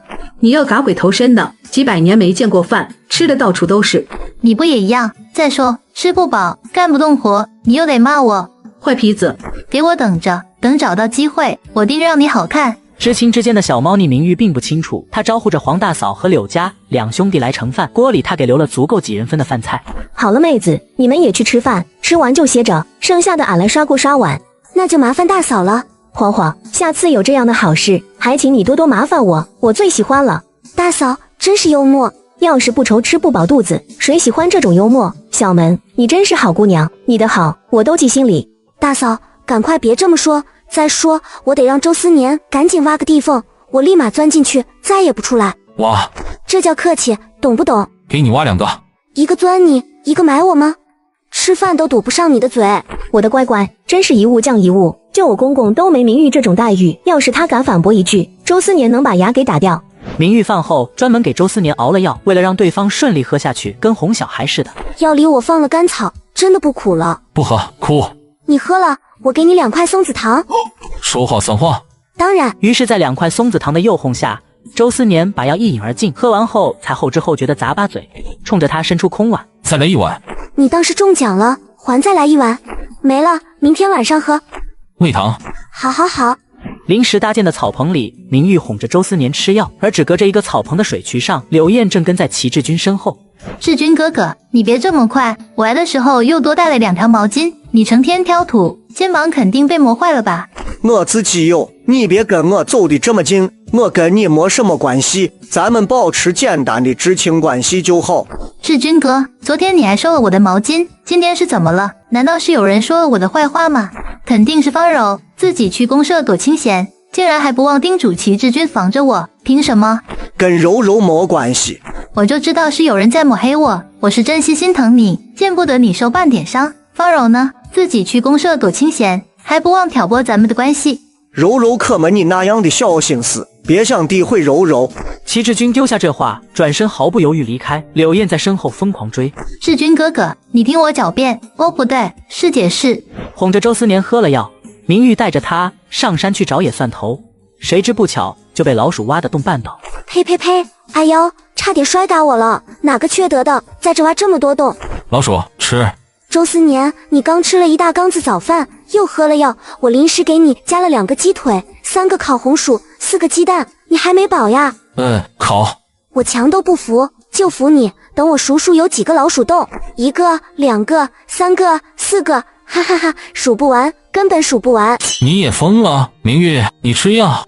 不放心他们2人的黄大嫂恰好也上了山，当听到周思年说明玉疯了，她整个人都慌了。小门，你没事吧？要不要我带你去医？这个女知青被老鼠洞绊了一跤，她立马使出洪荒之力，竟然把老鼠一家甚至祖宗18代都给一锅端了。接上集。嫂子，我是不小心被老鼠洞给绊了一跤，脸撞地上才成这样了。我还以为你被周思年打了，他才喊着让你吃药呢。明玉决定为自己报仇，当场掏了老鼠洞，不过缺少人手，立马把主意打在了黄嫂子身上，笑得像个狼外婆。嫂子，想不想接下来都吃干饭？想啊，当然想啊，做梦都想，但是咱们的粮食明显不可能啊。明玉看看外面只有周思年和被周思年盯着不敢动的几只老鼠，压低声音开口：嫂子，山上的老鼠洞很多，我想里面肯定有不少存粮，不如咱们把他们的窝一锅端了咋样？这个主意简直太好了，但耗子打洞可精明了，一般不会让人发现。你们咋发现的？不是我找到的，是周思年发现的。是他啊，也是。之前有手欠的葬过疯子的东西，疯子打完人去找都能找到，一找一个准的。这都是些什么人？在心里深深吐槽了那帮没品的人，明玉赶紧把话题拉回来。就是我发现他找的特别准，里面粮食也挺多的，要是能弄来，咱们也能贴补点不是？老吃稀的，他们干活的肯定受不了。是呀，你不知道，俺们家也是年年来人，回去就得躺上一个冬天，还不一定能歇得过来。对呀，不仅有粮食，这耗子也是肉啊，有了肉给这些人补补身体也行啊。嫂子，耗子也能吃？这你就不知道了吧？耗子也分为很多种，你们掏到的耗子是甜耗子，没有毒气在身上，是可以吃的。竟然还有这么多讲究，总算从小明脸上看出了崇拜，这机会真是太难得了。那是了，这附近正好有一片田，是下洼村的，要不然这些耗子洞里的粮食哪里来的？放心，俺们在田里干活逮到肥耗子也回家炖着吃，味道贼香，像鸡肉一样。对哦，山里可没有这么多的粮食。这年月，人饿的皮包骨都不敢动公家田里的一粒大米，耗子却敢偷得肥了全家，哪里说理去？必须拿下！明玉还有些犹豫，毕竟在他的认知里，耗子简直就是一个移动的细菌库。他接触过的只有小白鼠和街上下水道内偶尔闪现的大黑耗子。但转念一想，黄嫂子不会说谎。行，嫂子，那咱们现在就去找柳会计。你们先找耗子洞，我去叫柳会计。那就辛苦嫂子了。黄嫂子肩负重大责任，匆匆跑下山，很快就找到了柳国强，把掏耗子洞的事讲给他听。柳国强毕竟年轻，对于这类活动很着迷，听了大喜。嫂子，是真的。小明知青说的，能有假的？你现在就跟我上山，咱们去掏耗子洞。好，咱们现在就走。明玉这边也在哄着周思年，还不忘给他现场就画了一个带着鸡腿的大饼。周思年，只要你帮忙再找出耗子洞，晚上吃饭就给你多加2个鸡腿，怎么样？鸡腿不吃，要吃羊肉，喝羊肉汤。行，不仅给你鸡腿，还给你吃羊肉。昨天大队长分的羊腿还没吃，就都给你了。说假话，鼻子变长。你当我是匹诺曹呢，还鼻子变长？我这人从不屑说假话，赶紧干活。周思年力气大，方位找得也准，几铁锹下去就挖到了洞里。很快，里面的田鼠受惊，开始四处逃跑。周思年一敲一个，把跑出来的几只大田鼠都敲嘎了。柳国强和黄嫂子毫无用武之地。一看就知道没少偷吃，肥得快赶上竹鼠了。田鼠没吃过，竹鼠我吃过呀，嘎嘎香。这个得过后问问。一通忙碌后，四人开始清点赃物，花生、黄豆、麦穗、红薯块茎和一些干果，杂七杂八的掏出了10几斤。黄嫂子恨得牙痒痒，该嘎的耗子，看俺不抄了你一家！咱们进行下一处。周思年说这个山头可有不少的老鼠洞。好好好，继续继续。四人开启田鼠抄家模式，翻遍了整个山头，没放过一处田鼠洞。到最后1下午的时间，四人总共挖了44处老鼠洞，收获了将近300斤粮食。有了这些粮食，我们的干饭有希望了。这天都黑了，得赶紧下山做饭去。是呀，得赶紧回去，要不然他们吃不到饭就得有怨言了。还要找耗子？不急，明天再带你上山，现在回去。5碗肉，我的……好好好，5碗肉，2个鸡腿。周思年被立即实现的大饼吊着，把2袋粮食扛起就走，剩余的3人提溜着一连串的老鼠尾巴小跑跟上。当柳家湾的三爷看到时，震惊到合不拢嘴。妈呀，田鼠！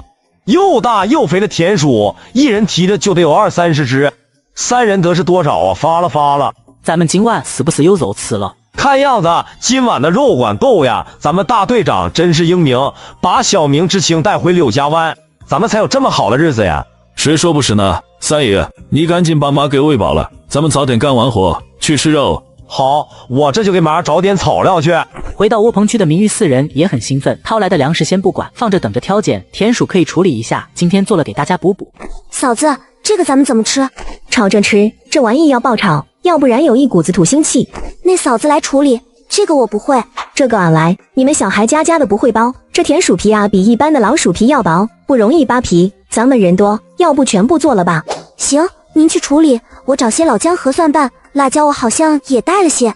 得亏是小明知青做饭，要是婆婆跟来了，能喝一锅子田鼠汤就不错了，哪里还吃得上爆炒的？在黄嫂子跟明玉2人的忙碌下，浓郁的肉香味飘荡在草棚上空。明玉怕肉不够，又加了萝卜翻炒均匀。嫂子，还得一会才能好，让大家等一等啊。放心，给他们肉吃，就是让他们等一夜也没有不答应的，都是让穷给逼的呀。是啊，要都富裕，谁还惦记田鼠呀？不说这些，我去舀饭。柳家湾来参加修水渠的人，每个都吃上上面铺上几大块沾满汤汁的萝卜片，再放上半只田鼠肉的丰盛晚餐。反观上湾村，潘匣子肚子咕噜噜响起，他豁然起身。明天俺们也去抓田鼠。明天去没问题，可今晚难熬呀。潘村长，能不能想办法从柳家湾这边换点东西？拿什么换？你要实在馋的没办法，我后脚跟的嘎皮给你炖了吃。潘村长，有你这么恶心人的吗？我这还不是为了大家，你为啥这么埋汰我？嘿，为了大家，我看你是自己发馋，有本事自己去找东西换，没本事张嘴望着西北方向，多喝几口念风解馋。活该你被周疯子打掉门牙，爱换不换，反正又不是我一人馋的睡不着。贪狗子，你有胆？那好，从明天起你就去给我挑土。去就去，谁怕谁。上山掏耗子洞，炸出来的不只是上湾村的矛盾，也把柳家湾之清点心思多的齐志军给勾出来了。不是给你们说了吗？明天还是我们4人去，你们等着吃就行了。明知青，我们都是知青，一起去也是一种团结的表现。齐知青，你狭隘了，谁说知青只能团结知青了？我们要和广大的劳动人民群众一起团结，不能只局限于知青的小团体中。这个帽子扣的有点重了，齐志军慌忙解释。不，我不是这个意思，我只是觉得你有点脱离我们知青群体了。呵呵，脱离你妹！齐知青，要是你有意见，可以找方队长举报我，毕竟他才是知青点的负责人。况且我没觉得我有脱离知青群体，凡是知青参与的农活和任务，我哪一项没有参加？说完，明玉狡黠一笑，我想起来了，倒是有一个人没有参加修水库的任务，这才是真的脱离知青群体，逃避任务吧？是不是得举报一下？这个明玉别看年纪小，竟然这么会抓重点。他说的这人不就是方柔吗？不，这当然不算。小柔是去工作的，他也是接受组织安排，不算脱离知青群体逃避任务。那你凭什么说我脱离知青群体？当然是你有好处不和知青们分享，反而拉上村里的人一起啊！可我不敢说呀。见齐志军被对得哑口无言，柳燕一听着急了，对着明玉呛口道：“明知情你过分了，怎么能这么说军哥？他也只是关心你，不希望你走错路罢了。”不好意思，有被恶心到。我说他什么了？不是他一上来就给我扣个不团结的帽子吗？还有你有什么资格替他说话？老鼠屎总能坏一锅汤，偏偏那颗老鼠屎不自知，到处哭唧唧，还不忘扮可怜。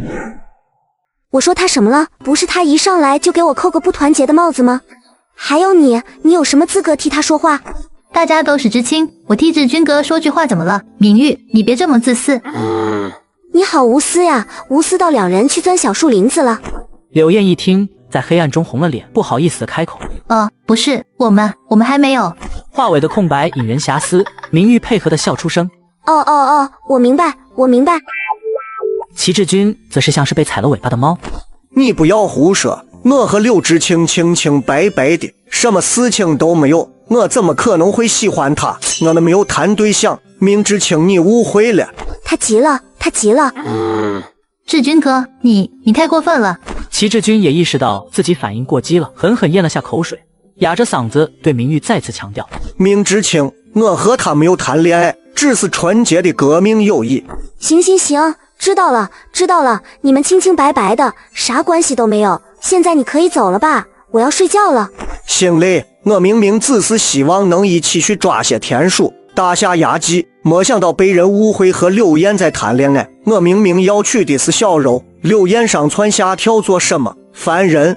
明玉看着他大步朝着自己的窝棚走去，丝毫没有顾及跑出去的柳燕，对他实在看不起。呸！妥妥的大渣男，一边享受着人家姑娘的照顾和奉承，一边又不主动拒绝，这样暧昧的吊着人家，实在恶心。明玉，你在骂谁？我不允许你骂志军哥哥。你哪只耳朵听见我骂你的志军哥哥了？你别这么急着去对号入座，还是管好你自己吧。你敢对天发誓吗？这有什么的？皇天在上，后兔在下。我明玉要是骂齐志军是坏东西，就天打五雷轰柳燕，让他不得好嘎。明玉，我跟你拼了！放周思年。周思年听到自己的铁饭碗在呼唤自己，二话不说闪身过来，将要拼命的柳燕抓起丢一边，还不忘恶狠狠地瞪着：“再吵，不给饭！”都怪明玉，害得我和志军哥哥丢脸。周思年，他不服气，你是送他一程。别过来呀，明玉，我恨你，都是你的错，是你害我被志军哥哥嫌弃。呵呵，破锅烂盖，绝配！求求你们索嘎吧，别出来祸害人。忙碌了一天。众人各自睡下，周思年趴在最角落，用手电筒看连环画，而黄嫂子跟明玉忙着八卦。小明闺女，你知道早上为啥齐知青和柳知青去钻小树林了不？嚯，我不得不佩服这八卦的传播速度。啥原因？啧，早上他们分配任务，齐知青被分到和咱们村里人一起拉土的任务，他不愿意，说自己肩膀肿了干不了。柳燕心疼，立即说自己和齐志军换。柳燕这是恋爱脑附体啊，心疼男人。这不是犯傻吗？谁说不是呢？柳燕逞能坏了，自己又哭啼干不完活。方阳明说了两句，柳燕当即给对方扣了个骑士女知青的大帽子。柳燕不仅恋爱脑，而且头也铁，没靠山就得罪方阳明，这不是找嘎吗？缺心眼呗。后来柳燕换了不少的鸡蛋，全煮上带着，都喂给了齐志军了。所以他们是去小树林开小灶了。黄嫂子笑中带着几分鄙视，压低声音说：“你还小，你不懂。开小灶用得着去小树林吗？上赶着不是买卖，你看吧，有柳知青为难的。柳燕这分明是想霸王硬上弓呀！谁料齐志军对倒贴的看不上，用冷脸贴冷屁股，何必呢？反正啊，这两人都不是啥好人，一个内里奸，一个外面蠢，别搭理就是了。刚刚来找我想要一起去抓田鼠，让我给兑回去了。就应该这样，还想去抓田鼠？他们明天不上工吗？哎呀，这是啥？咋这么热乎？是盐水瓶子，嫂子小心别踢破了。我灌了热水，能暖上半夜。小明妹子，你可真是个好人啊！俺亲妹子都对俺没这么贴心过。哈哈，嫂子咱们快睡吧，明天还要早起。哎，马上睡。明玉转看了眼角落另外一侧的周思年。周思年，睡觉了，把灯熄灭了，明天再看。好。周思年很听话地收起了连环画，钻进被窝扭动了几下，找到最舒服的姿势后，关上了手电筒。就在明玉快要睡着的时候，周思年忽然说话了：“我想吃鸡蛋。”没有鸡蛋，只有咸鸭蛋，明天给你吃。合着半天你就只听到了鸡蛋2个字。好吧。疯子好福气啊，还有咸鸭蛋吃。一夜无梦，这一天三人都睡得很好。隔天明玉擦好脸走过来，用筷子夹了一块发糕、一个红枣馒头递给他。嫂子，尝尝我做的，放了红枣。不，俺不能要。明玉想了想，看了眼已经在吃红枣馒头的周思年，朝着黄嫂子靠近，轻声说：嫂子，你是不是快到小日子了？你怎么知道？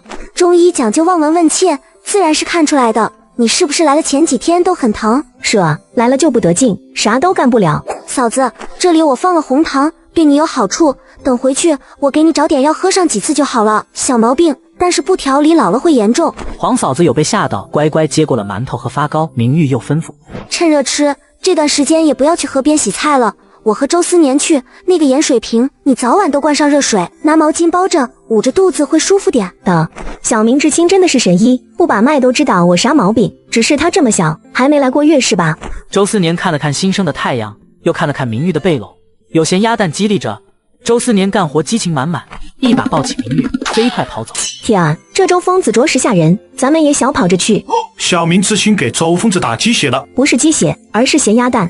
怪不得呢，我也想吃咸鸭蛋了。还是快点追人吧，咸鸭蛋就别想了，就不怕周疯子给你2拳。太可怕了。周思年在这方面有超乎常人的敏锐，几乎一找一个准，而且没有一只田鼠能逃过他的法眼，不是嘎在他的铁锹下，就是被他急射而出的军刺钉嘎。而此时潘匣子也带人上山了。大队长，咱们也去吧。潘匣子看着山坡上拿着铁锹挥舞得起劲的男人，又摸了摸自己仍然很疼的脸，想了想，操，咱们直接去下洼地，那边的田鼠更多。可是什么？你想被周疯子手里的军刺钉呢？你自己就去。我不就想想吗？想个屁，还不赶紧走。明玉看着他们离开也无所谓，继续掏洞。这边的田鼠可真的贪婪，每个洞里都有不下于小10斤的粮食啊。此时周思年开口了：追他们。为什么？难道你还想单方面打击潘匣子吗？他先走，他没主动惹咱们，你就给他们留条活路。要是……明玉的话没说完，就见周思嗖一下消失在他们3人面前。明玉登时急了：周思年，你给我回来！萧明呀，周思年去了也好，那个潘匣子我早就看不惯了，仗着自己年纪大点，欺负咱们柳家湾的人。明知青，你人小，跑得不快，我去看看。要真打起来了，你就去叫人来支援。再说疯子找事，我们又管不住。柳会计很兴奋，有没有？就在明玉满心迟疑时，不远处传来了一声凄厉的叫声。你别过来呀！